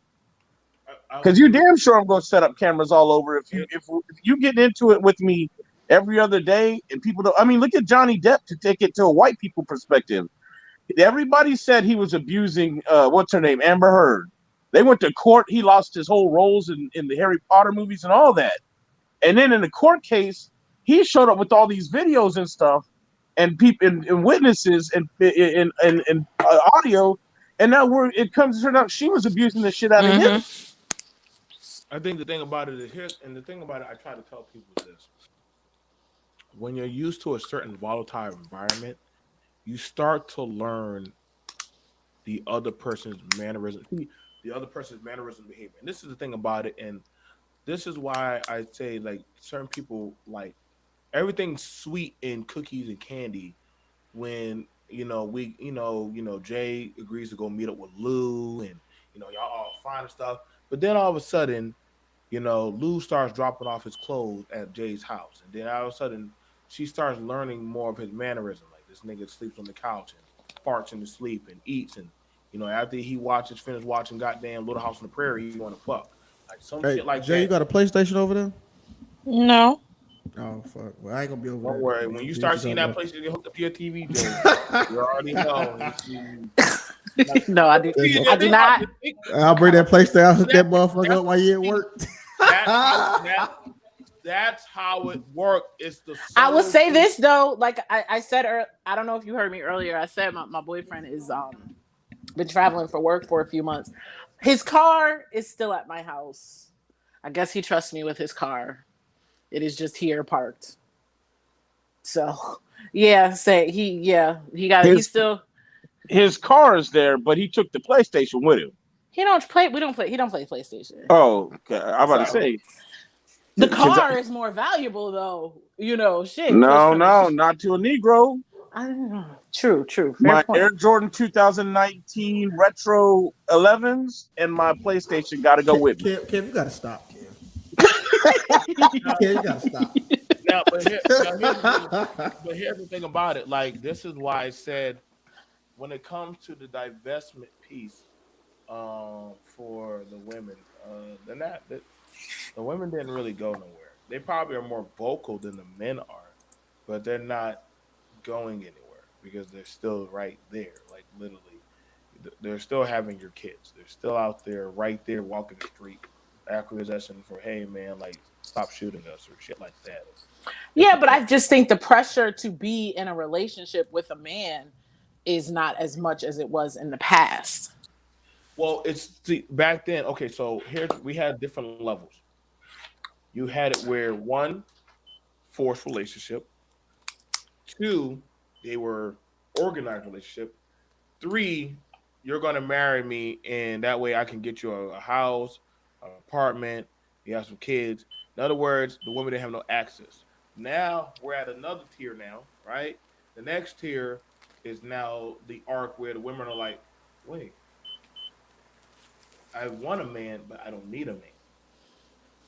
I would like to have a man, but I got the system right now that can do what you don't want to do. And then after that, but it don't even have to do with the system. You know what I'm saying? Just in general. Even if you're, but I'm saying around the time of when Bell South, remember Bell South and a lot of government, they had a lot of government programs that women were signing up into, like hospitals, phone operator. There was a lot of stuff. Yeah, well, those were like housewives. Well, are you talking back in the 50s? Yeah. See, this is why I'm showing. Okay, so for example, like my grandmother. Right. My grandmother. So my mother was her oldest child, and my grandmother has since passed on, and my mother has passed on. But my mother was her oldest child, and she was born in 1947. Right. My grandmother, obviously, she had gotten married right when he came home from the war, and typical fashion.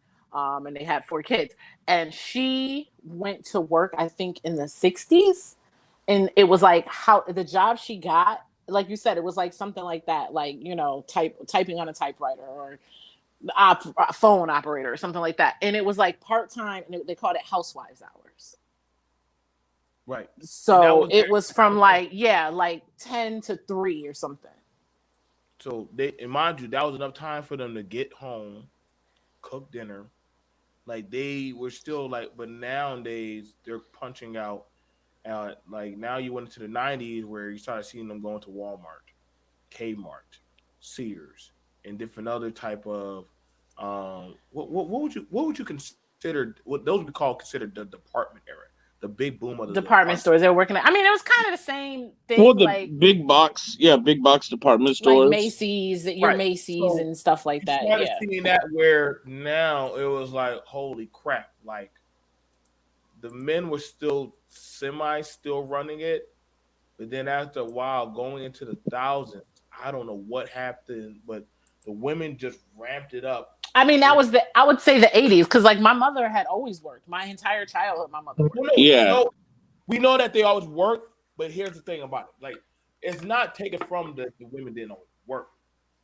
It was the switch of giving the women more so keynote positions because a woman could work the same hours as a man, but that didn't mean you make the same as a man. Or True. you And could I mean, women weren't getting promoted like they are now. Like my mother was right. like she was That's a why I said secretary. you got ramped up to Right. where She was a I remember one secretary. day I came to Walmart.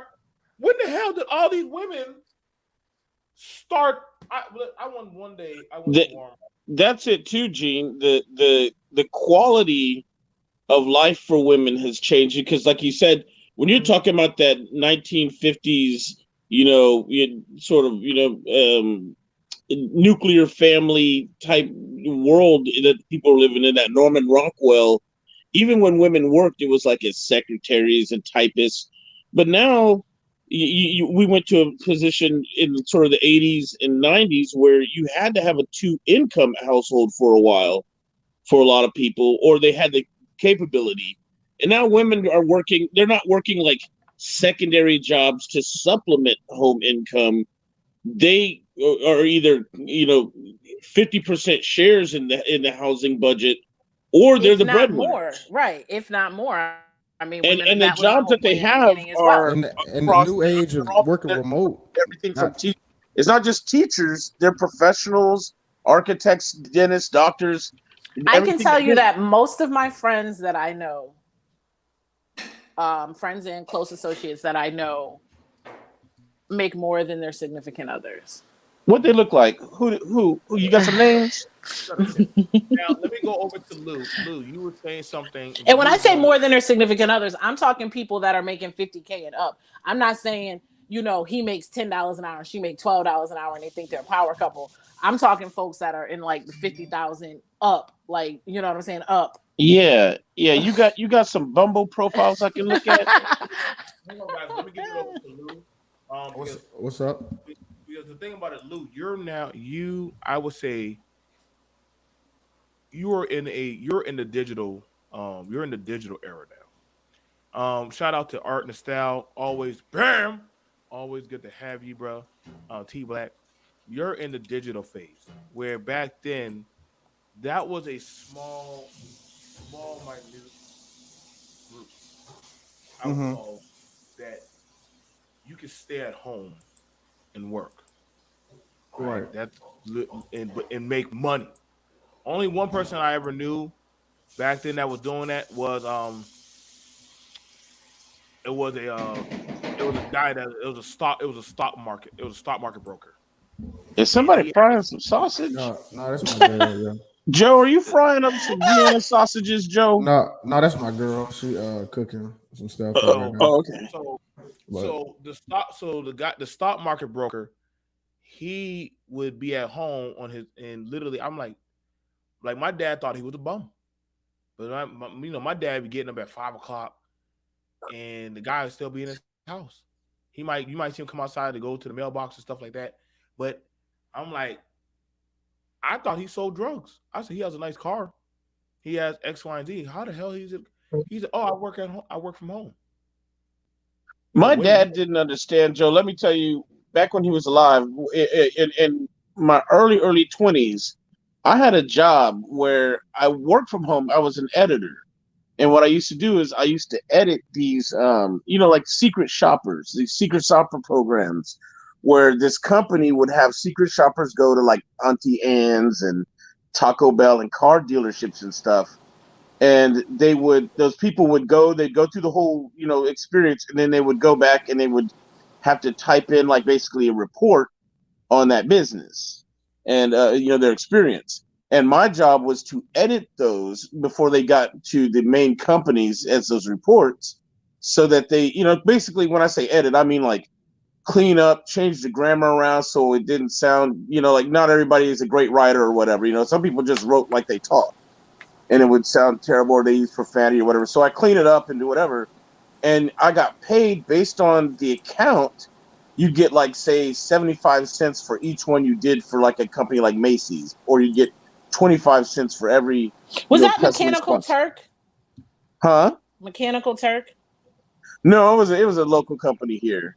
Okay, because they had stuff like that on Amazon. I remember there was a site called Mechanical Turk. And you could get like, you do like a bunch of those little things, and it was like 10 cents, 5 cents. If you do a bunch of them, obviously it adds up. Yeah, and you did as many as you got paid basically by the ones you did, and I was making like big money doing that. When I say big money, I mean that was like the early 2000s. So you're talking about, $300, $400, $500 a week, right? But I was always at home and I was up all night because I could go all day. You know what I'm saying? Sitting here watching movies and doing it. And my dad was like, "Where are you getting this money from? You don't leave the house." And his generation, like, they don't understand. Like, you sitting at home all day on your computer, and then all of a sudden you're getting checks for $400 or $500 rolling in. You see what I'm saying? Like, that's one thing we got to get out of. Like this whole breaking, you got to break your back and trade 12 hours a day just to get money. You're right. That's a very old head type of mentality. Because I remember we had a guy. He worked from home and he designed the piping system for the city. He was like the architect for that. I don't know what the specific job title is. But that's what he did. He worked from home. Everybody was he lazy and shit like that. But I was like, that seemed like a lit job to me. He had the crib. Well, we have that problem in the Black community in general, where I don't know where this idea came from. Where if you're not like we talk about working 60, 70 hours a week like slaves. Yeah, like it's a badge of honor. Like if you're not working 80 hours a week and only seeing your family for 10 minutes a day, then you're doing something wrong in the mentality, and I think that affects us. And you know what's funny? I have a question about that. It's funny you say that because I've asked it before on this. Now that we actually have people, and I know Joe and I have talked about this. You hear a lot in these spaces. Oh, was there a man in the home? Was there a man in the home? Just because there was no man in the home. We know we hear that over and over and over and over again. So I said, coming up, my parents were married. They were both married until my mother had passed. And well, actually, he's not my biological father. He raised me from like 4 years old, but he's my father. But anyway, so they were married until he had passed. So my father had always worked 2 jobs, and he had a regular corporate job, and then he would work. He used to, I don't know if y'all remember Service Merchandise, but he had worked at Service Merchandise for years, and then he had worked at like Macy's for years, whatever. But he always had 2 jobs. So yes, he was in the home, but he wasn't physically there. So when these talking points bring up, and this is no knock against my father, so don't take it as that. He did what he had to do. He signed it. He wrote the check. You know what I'm saying? He did what he had to do. No, that was my dad too. My question is my dad is working 2-3 jobs at a time. So my question is this: when people say, "Oh, well, was there a man in the home?" There's no man in the home. He was there, but he wasn't there. You understand what I'm saying? Yeah. Yeah, I know. Yeah, I was a latchkey kid too. I mean, my parents were working, so I had both parents, but they were both. So when working people say, when they try to use it, "Oh, well, if there was a man in the home, this would have never happened."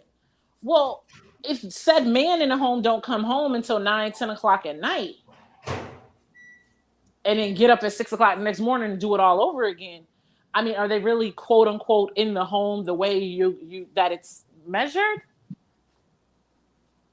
Now Yeah, that's what you're right, because I think that impacts families too. Like you said, we this mentality we have in this community that unless you're out there, busting your ass, and you're I'm providing for my family. Yeah, that's true, but that doesn't mean that your family is getting what they need from you at the same time. Financial support is not, and then like, circling back around, all of a sudden financial support becomes a big issue when you're talking about child support. Right. See how we circle back around to that? now one of the things about it.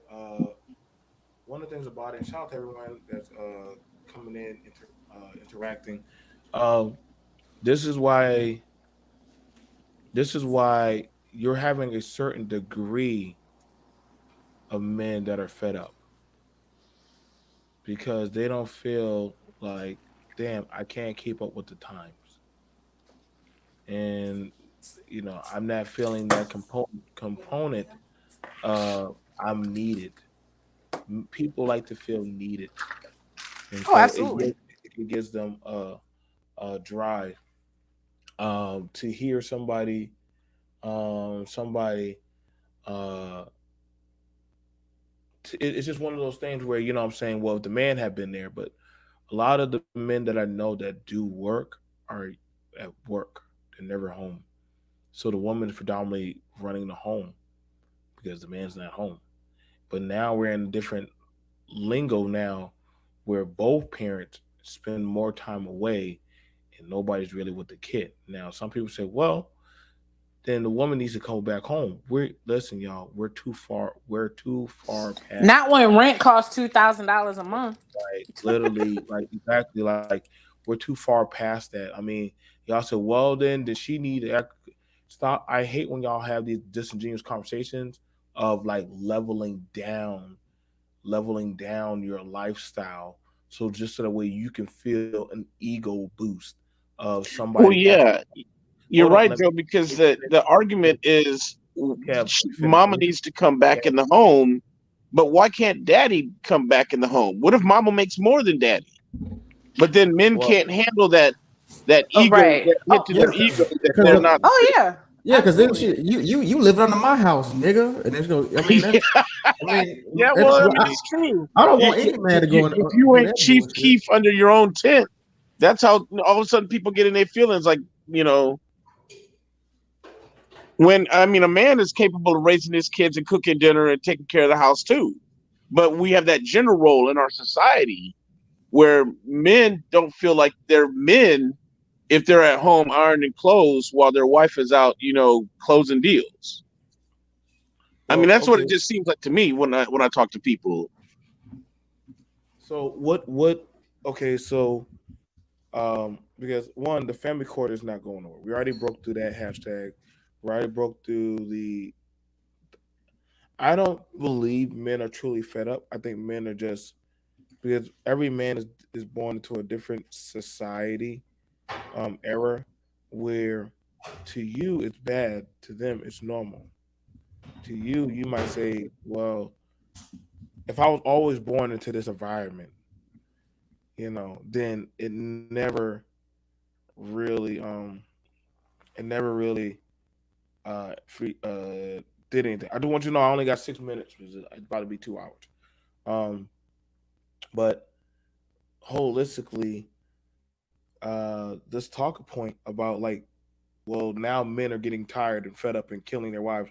Dude, they had to pass a whole bill for like men beating their wives. Like they had to pass a whole bill for that. You know what I'm saying? And then from there, and I mean, they still get beat on. And but now the women nowadays are shooting the men, or but you have it more where the men are still killing the women. Um, do I think this is going to change? No, I don't think this is ever going to change. This will be to the end of dawn of time. Well, Um, BMT, can I say something real quick? Because yeah. I'm you're about to talking let about you. that. You're talking about that guy who killed his his wife, his ex girlfriend Two. and There's wife. actually two men. See, I'm looking at it. See, there were two different cases that happened over the last few days. Right. One was in Chicago, Right. and one was like in Baltimore. Like, okay, because I know one case they were saying like she wouldn't let him see his kids, and he still had to like pay. And she was like, "You're not going to see your kids." Here's the thing. Because he was probably abusive. That's what I said earlier. More than likely, he was abusive, and that's probably why he couldn't see the kids. I don't jump into too deep into a lot of these why, shoulda, coulda. Like, yes, people lie. I'm not going to take away from that. But then also, there's sometimes you have to ask the question of why. Like, one guy used to get on our panel and say, "Oh, my bad. Thank you, Ruby. Ruby's amazing." So he had the kid in his car. Again, when we listen, like, you gotta understand, when this is the thing I always tell a lot of men that be talking to these dudes. You're listening to his history, his story, just like you're listening to her story.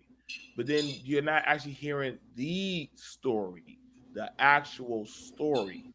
You understand me? Like, I could say, well, I don't have my kids, which would be a lie. Because guess what? Because of the VA, they didn't want me to have my kids at the time. They're like, listen, Mr. Johnson, you're in and out of the hospital for surgeries. Could you really watch your kids? Mind you, two twin girls born, right? Can somebody who's in and out of treatment watch their child? No, that would have to be the mother would have to watch them. So I felt slighted, but I'm like, yeah, why are they not letting me get the kids? Because I'm always in treatment. So the court or the judge or whatever person that has to make those calls, they're going to take into account. Lou, you work at least about 10 or 15 hours out of the day. Are you really gonna have time to get down there to the school? Are you gonna have time to do the kids' homework? You understand me? Like, these are the things that are asked in the family court room. Like, what is the level of participation you have with your child at school? And that's how you know a lot of these men never actually showed up to court, and they just got garnished without going to court because they asked those questions in family court. Like they will ask you literally. They ask you. So y'all want to take some notes? They will ask you those kind of like little meticulous detailed questions. Why? Because they want to know. It's like the King Solomon, who truly really wants that baby. Because are you wanting it for financial because you don't want to deal with the financial, or is it you're the actual parent that actually deals with the child? You know what I'm saying? Like, yeah, there's some women that say, "Well, I don't want you with my baby," but then they're like, "Whoa, this is a lot of work. Like, holy shit." You know what I'm saying? Like, hey, you want to work this out? Like, there are some women that will work it out. And I also tell them, like, listen, y'all saying women, don't deal with outsourced people telling you how to work it out with your man. That's something that you and that man need to work out together to get a time. Maybe you could have it during you had the child for the week. On Friday, let him go pick up the baby. Let him go pick up the boy or the girl and take the child out. You got the weekend free. And now he got the child.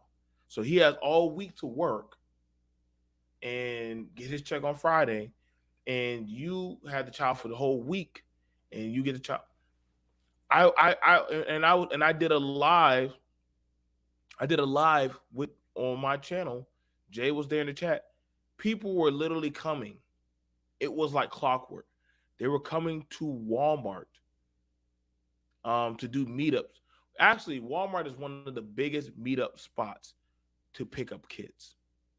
Walmart is literally one of the biggest meetup spots to pick up kids. Literally, you can pick up your kid right there in the parking lot. They have safe zones where grandparents or different people get involved, and they'll be like, "Listen, like, just bring the child to my house. I'll take the child." But see, here's the problem I have with men. I have with men or women. I hate when you get the child, but then you pass off the child, but then you complain you don't get your child. See, that's a big issue I do have. You can't say I don't get my child, but then you're passing off your child to say I'm gonna let my mama hold them. I'm gonna let my cousin hold them. I'm gonna send them off with it.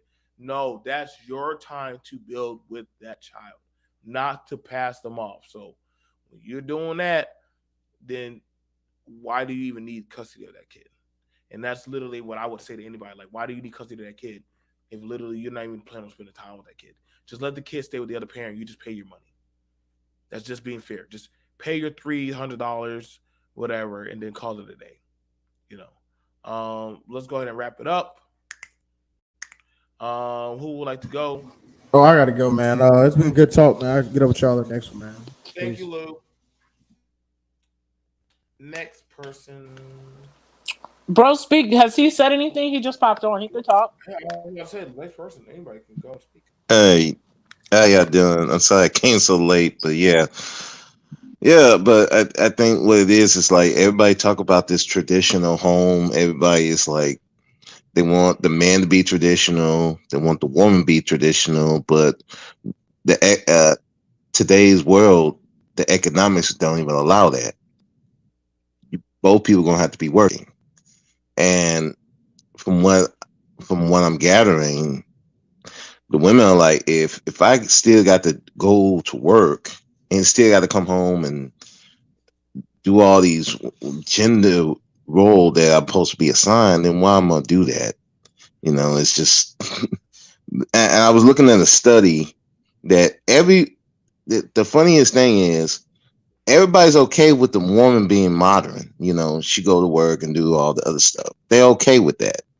But when you talk about the man stay at home, no, pretty much nobody's okay with that. That's what I was saying earlier. Yeah, that's why I heard when you said that. I said I remember that study because I was looking that up. They really want the man to be traditional, but again, the economics is not going to allow that. You do need a two-parent income to make it right now. It's very hard for a man or even a woman at that much. But even in situations where you have that, you're not gonna. It's still not accepted. If your wife is a high-powered attorney and she's Mhm. pulling in 6, 7 figures a year, and you're going to be the stay-at-home dad, you I cannot know. be at the park pushing your kids in a stroller. You know what I'm saying? Ab- Like feeding the pigeons while they're ab- playing on the jungle gym, because people Absolutely. still gonna side eye you. Yeah, Now, they are. I have a yeah, friend whose husband stays.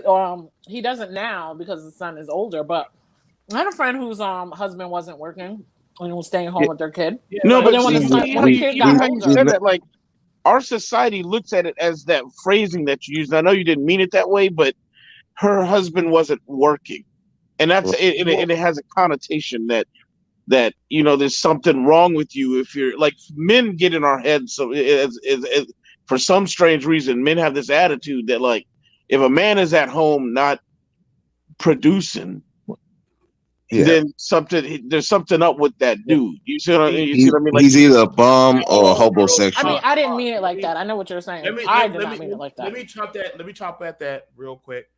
And I know I'm going over time, but Sorry, I feel BND. like no, it's okay. It's okay. It's okay. It's all right. Like I'm a stay-at-home dad. I work at home, so I'm a stay-at-home dad. Okay, and the thing about it is, the thing about it is, black men, you've been the biggest stay-at-home dad forever. I don't know why y'all believe that y'all. Not saying y'all don't go out, but literally when it comes to that of the guy that's you can't have where one group is saying, well, we're the biggest ones in our kids' lives, but then you're also the guy who's always out there doing the work. But that's also the monumio is first of all, a lot of guys with that are stay-at-home dads get hit on more. Men with kids get hit on more than single men. I can tell you that I know that for a fact. My ex husband has is primary custody of our daughter. And trust and believe, when we first split up, when she was about about about 7 or 8. When she's a teenager now, so don't nobody look his way. But when she was younger, oh, absolutely, absolutely. Men with kids, men with kids get hit on, and I challenge y'all. Any man with I don't got no kids. I'm telling you right now, men with kids get hit on more frequently and more rapidly, and get watched by women more than single men. Why? Because the woman is already calculating her mind. She's watching the interaction of a man with the child and how he operates in society with Yeah, and children. I know you're trying to. I just want to spin off right quick on what Kev was saying about the assumption that, oh, you said he doesn't work, but you know what? It's the same thing with the mother though, Kev. Um, like I said, my ex-husband has our daughter, and people automatically assume that was a bad mother because he has her. Right. So it's the It's same. like It's the same double standard. Yeah, You know what I mean? I see what you're saying. Yeah, the society. But that's what I'm saying is that we have these see, societal um, paradigms that we have to learn to get over because these stigmas are still attached when we live in the year 2021 and the rules have all changed. They've been Right. changed for 20 And to years. be honest, the only reason he has her and he took primary custody of her is because he was the one that kept the house. And he was more financially stable. He's always been more financially stable than I was. but So that was why. It was nothing more, nothing less. And then over got time, it was funny, like even when we were together, she always preferred certain kids, kids latch on to one parent or another. She always was a daddy's girl to the 10th power. I think right now, if I moved across the street from him, she would still live with him most of the time. I guarantee it. Mm. you got to take into the compilation that if a same way, like people believe have this process that being a stay-at-home parent is easy. That's literally a 24/7 job. It's literally a 24/7 job. See, the difference between a you go to work job versus a 24/7 job, like stay at home, you can leave. They can fire you from your job. Who the hell can fire a stay at home parent? You're staying at home. Like, only person that can remove you is the courts. Other than that, your job, they want to let you go. They just say, well, we just don't need you. You know what I'm saying? You can't take sick days as a parent. There's no such thing as a sick day. That child doesn't even know what a sick. It can't even. Children don't have no figment of time. They just have wants and needs. And so this is the thing why also when it came to the family courts, why a lot of people started saying, well, hold up. Here's a problem. And shout out, there's a Netflix series. There's a Netflix series, and there's three things I want to bring up.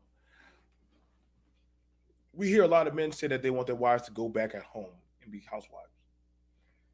If you would go to the family court, you do know you would now have to pay her livable wages. You have to pay what?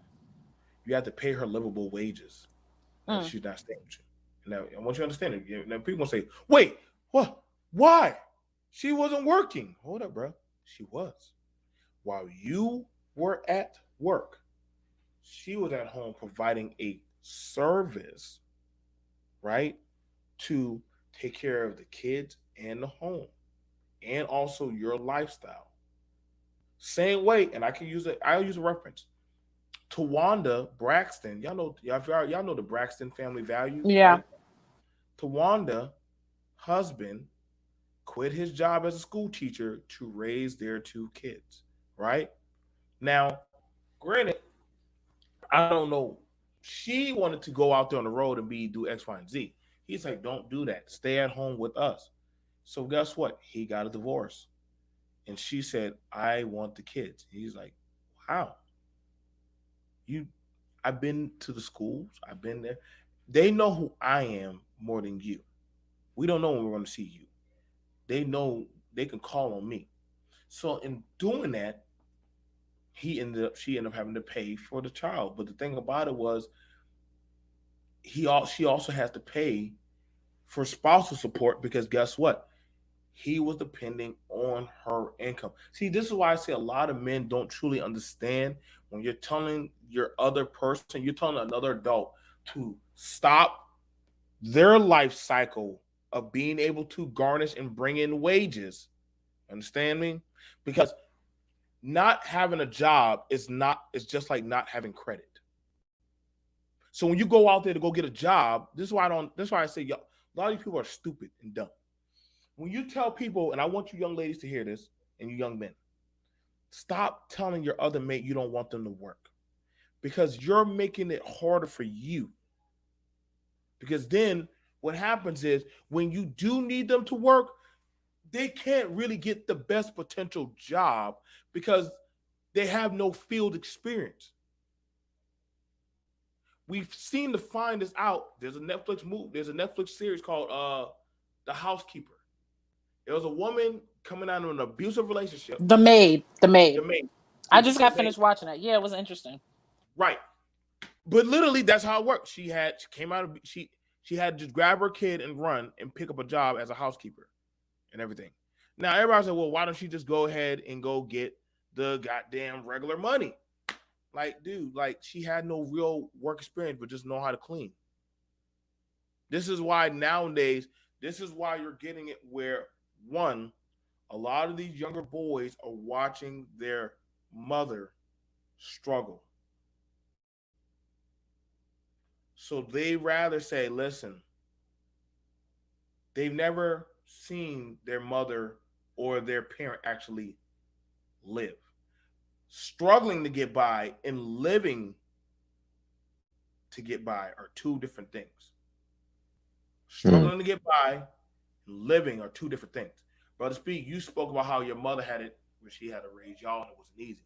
So you watched her bust her ass to provide for y'all versus exactly.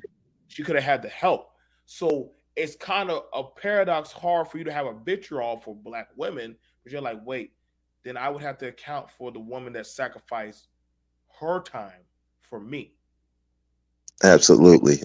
That's why I don't go into that Right. because of Yeah. that. I don't have this vitriol, oh, black women did this and that and that. No, because my mother wasn't that one. She she was the one who took care of me. Even when my dad, he only gave like maybe a little bit of money. He may give me something here and there, but the majority of the time, if I need some money or I needed something, I had to go to my mom. I couldn't go to my dad. Half the time, I couldn't find my dad because he'd go off. My mother had to get on my dad, say, "You need to tell your sons where you at because they need to, in case something happens." But that was my dad, so that's why I don't have the when a lot of the talking points that the women have. I can't give a counter to it because I lived the life being with a single mother. So, No, right.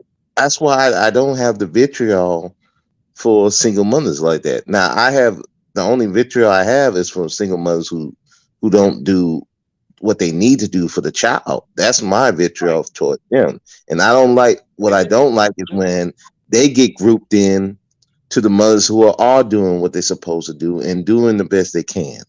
That's why exactly. I yeah, But see, so that's the what I had problem. with. No, no, bro, speak, and that's why. And I didn't mean to throw you out like that, but that's the issue. Like, have I had my rough patches with women, namely black women, because that's predominantly what I deal with. I deal with black women. You know what I'm saying? Yeah, but also in the same sense, uh, I'm realistic to understand that. Listen, man, I didn't have the humble beginning, and it's not easy on either side. You know what I'm saying? Just like I'm sure the women they've had their rough patches. You're dealing with people are now so much looking for. It's like looking through a crate of whatever fruit that you can salvage to make the best of it. I get it. Everybody's like talking about college. Everybody can't go to college. Everybody's talking about certain skills or looks and stuff like that. It's always nice to want, and it's not bad to want or have a demand.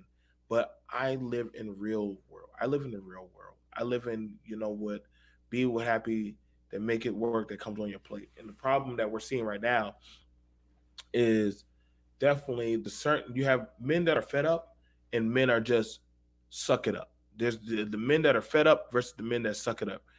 Raised by a single mom who waited tables. Thank you for that. That dog stray. Like you gotta understand, man. Like it's never gonna be a clear cut story, man. Like I know. Shout out to Kev. Kev literally made it through medical school, and I've seen his parent. and she is very supportive of him. You know what I'm saying? Dealing with Jay, I remember when we used to do our old streams. Her dad was always in the background. You want to eat? You want this? Are you cold? I was like, he still is, and we don't even live together no more. He's still but in the my thing shit. about it is, but the thing about it is, but now here's the interesting thing. Her dad is greatly successful, but if you listen to him on how his views cite hindsight of women, you would probably some dudes would literally look at him like he's a sucker or this and that. And he's like, no, I'm just telling y'all the ambiances of the nuances of what it is for me to Well, that's the survive. thing. So, and I know we're supposed to be wrapping it up. And here's the thing: my father is a Kappa, so he has dealings with men of all generations. You know, he's very active in his fraternity, so he has dealings with all generations of men. And it's funny because him being 76 years old, I have actually heard him change some of his mindsets in response to some shit that dudes be talking about. And I was like, one day he said something, and I'm like, how the hell he know that? But it's because he actually deals with men probably from all different ages. And he's even said, he said to me so many times, he was like, you know, he said, some of y'all young talking to the young men and young women are so damn picky. You need to just find someone that loves you and loves you back. Like, stop all this other nonsense. That's what he said. And that's the end of it. And that's what he Yeah, told I me when think I started dating. And he was like, well, does he like you? Yes. Do you like him? Yes. Does he have a job? Yes. Okay. it's yeah, like I think, and like I said, that's one of the biggest nuances of issues. Like, listen, man, like you're never gonna bowl a turkey all the time, but you can work your way to hitting that. That's bowling, yo. So that's why I said bowl a turkey. But the thing about it is, be grateful That's an what you old can. saying. You know what I'm saying? I know. Exactly, Super Mike. Shout out to Super Mike. People looking for perfection, but literally, you can work and better your system. Like, listen, man, I'm telling you right now, my life is not perfect. It is not perfect. However, I damn sure live the best of my full abilities that I can. And believe me, I got demons. I just I just don't. I just Yeah. make it And I work. mean, even, and that's the thing, even my ex-husband, I, to this day, and you know this, Joe, I do not speak ill of that man. We didn't get along because we didn't get along as far as a relationship. I will never, I don't sit up here and say, oh, he did this, he did that. He's a great human being. He just wasn't meant for me in a relationship. We got Fun older, we kind of just, went our separate fun ways. Is that fact. like everything, Just our divorce, everything was amicable. So, but I don't sit up here like when people are like, oh, everyone doesn't end relationships on a bitter note. Everyone no, isn't believe bitter. Everyone isn't, oh, it's just a no. But bitter I will say ex-wife, that ex-husband. I don't That's know. not You all might not, but I got situations. to because Gene, you are a goddess, and so any man that would like Okay. the thought of not even being with Gene again. I like what man would pass he like hang your head and Kev shoot trying, Kev trying to shoot that shot. Okay. I got you. Hey, I'm not mad. Keep trying to shoot that shot. All right. But, But back but I'm to yeah. just saying, like, all of it, and that's the thing. You know how many times people say, "I can't believe you get along with how are you and your ex-husband still friends?" Because we are. I mean, like I'll call him and talk to him and vent to him. He's called me and vented to me about different things. We just weren't meant to be in a relationship for whatever reason. Maybe, and I feel that probably because I got married too young, but that's neither here nor there. But it's like every relationship with split households, it doesn't have to be bitter, is what I'm saying. Everyone thinks that, oh, well, she's bitter, he's bitter, this and that. Not everyone is bitter. Sometimes the shit just ain't work. Yeah, my when me and my ex broke up, I ended the relationship. And yeah, it was bitter for a bit of time. But after that time where all the anger and all that went away, we got back together, but we found out it didn't work. So we separated for the last time, and we still talk to each other to this day. I go over her house because her mom's taking care of her because she's sick. I go over there. I'll watch her for a few hours. Spend time over there. They helped me and my mom when my mom was sick before she passed. Her mom would come over there, watch her, bring food and all that kind of stuff. It doesn't have to end bitter. It doesn't have to be like I hate her forever or he hates her she hates him forever, and then you get the kids involved, and it's just I just never But I don't Exactly. understand all No, that. you're exactly right. you When know my what mama I asked worry me to about. move out, I told her, at first I was mad for a little while, but you realize that, you and people grow apart. So I didn't stop loving my mama. I just realized I had to live on my own. And we went our separate. I'm sorry. I don't know. You said your mama? Oh my goodness. I ain't got time. Okay. Well, No, I okay, mean so I get what you're saying, but I mean, the same goes for parents too, I guess. I mean, the same, yeah, especially as an adult, because your parents, and that's a whole other conversation. Like, as far as parents still thinking you a kid, even though you're an adult, that's a whole other Yeah, talk. I didn't talk to her for a long time, but after a while, I got used to. I realized that we had to go our separate ways, and we could be amicable. And I think what is the only thing I'm just tell y'all, and just listen, man, it happens. People break up, get back together, break up. Some people have a connection to that person, some people don't. Some people learn certain cooking and certain things. Listen, young fellas, if your woman is a porn star in the bed, you're not the one that taught her that. Somebody else came before you. Okay, all right. Yep. Uh, ladies, hmm ladies, if your man somehow has an astute knowledge of learning how to go to rooms to go and different fashion places to pick out certain stuff, somebody else came before you to show him that stuff. Like, you right. well, understand? Joe, you know who doesn't have these problems, Joe? Who? Androids. When you Oh God. Why when Now you care? we're wrapping up the You No, know show. what? It's no. time to go. It's time to go. Yeah, that's it. It's Once we time to go. start You're bringing the done. You're androids done. You're and the done. dolls in, it's time to get out. thank you, everybody. I've been Clever Kev. You've been a great audience. Good night.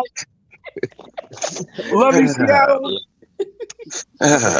Man, Well, bye, yeah, everybody. I'm gonna like say this, and I'm gonna wrap it up with this, Joe. I'm gonna say this: love someone that loves you back. It doesn't matter if they short, tall, fat, skinny. Sometimes that fat chick might be the one for you, lady. no, Sometimes that short man might be the one for you. I'm just saying. no, you're right Yep. about that, Jay. That's the thing about it. Like sometimes, like people now, um, I worry about the people that are praising these killings. Like that's the people you need to worry about. People who are praising killings. And Wait. There are people praising those oh yeah, things? Oh yeah, absolutely. Oh, you get them. But you get that with every group. What it is the internet has allowed people to have so much anonymity and freedom that we done lost our damn minds, and we Yeah. express the worst. I mean, to me, Joe knows. I've said it before. When the internet came around, we entered the darkest timeline. Like we passed through time and space into a multiverse, and we landed in the worst timeline possible because people just decided, I don't have to have a filter. I mean, that's how Mhm. Trump got elected. We had a president Again, that had another zero conversation filter. for another day. Yeah, that's we. Yeah, that's a I know it's a deep that's thought, a but I mean, whole but that's eight essentially what hour Joe's live saying stream is that about that. But that's essentially what Joe's saying is that now we get to this point where somebody can go kill some people, and you will get somebody. There will be some nigga out there that will champion that shit, talking about well, maybe they had it coming. You know what I mean? It's like yeah, you gotta why? understand when you say that, be prepared for how the universe said maybe you had it coming to get shot in your back or something. Exactly. Yeah. But yep, they don't get it. exactly. Like Yeah, people don't get it. That's a whole different conversation, though. Like you said, Joe. the whole Yeah, different conversation. And to be fair, before y'all saw the Lapeef network, we were already doing. Um, actually, I was actually one. I was one of the few. Well, actually, I was the only one that actually had a female co-host. Like I said, man, I y'all listen. I don't get no credit for. I now know how Soldier Boy be feeling, but I don't get no credit, man. Listen, I'm the first one Yeah. that had. I'm the Yeah. first one that had a woman co-host. I'm the first one to have an openly gay co-host. I'm the first one to have a feminist co-host. First one to have a single mother top broker like we first one to have a crackhead co-host. Like we done did it all, baby. Like we done did it all. You had me Who on can first. forget that? That was Who back can in the Oh forget day. yeah, that yeah. shit? But I'll give you credit. I'll give you credit, BMT, when you get when I see you at 2 o'clock in the morning getting my PlayStation from the Walmart. I can't. Oh, I got an Xbox Series now. I got me another one. Well, So well, I got that one, listen, but I y'all. need that PlayStation. I Majority. need to go out there and get it off that truck as soon as it arrives. Oh, I don't know. I'll try. I'll see what I can do. I But to I, be I see fair, you out there. a lot of a lot. Oh, and also where pump and dump, a lot of the monikers or them debates and stuff came from. Yeah, Right for this. here and the rumba. I'm just being honest, dude. Like I said, that's why D Darrell's like saying, right. Oh, when y'all started doing them debates on YouTube, it was here. It was right here. Mhm. Then y'all started having. Then y'all just got real crazy. But other than that, no. Like I said, man, we're ready to go. So we before there was all these other groups and whatever unities and shit, we were doing that, and everybody kept saying, "BMT, you're crazy. BMT, you're weird. BMT, BMT." And I'm like, so crazy. Y'all I'm can't talk. fat and you're ugly. Here we are. I'm fat. We're ugly, and here we are today. And And I'm it's a fuck crazy. boy. Yeah. So yeah, you're still a fuck Yeah, boy, and and I Yeah. you're still a robot fucking nerd. So yeah, we yeah. all have our The goddamn flaws. Hey. Android and pro Android You need to relationships. leave those robots alone, Kev. I keep trying to tell you leave those robots alone, dude. You just not listening. But other than that, you guys, we're heading out. We'll see you guys later. Um, y'all, Bye, and also everybody. Facebook. No, we are not encouraging that woman's death. Those women death. I don't think that was funny. But I understand what's going on in society. That's why I don't even flinch because the same time that happened, two other people were killed. Like I'm trying to tell y'all right now, like it's people. You're going to see more of this shit happen. Mhm. Choose wisely who you want to deal with. I'll see y'all guys later. BMT, peace, guys. Love y'all. Bye. Thank you, everybody.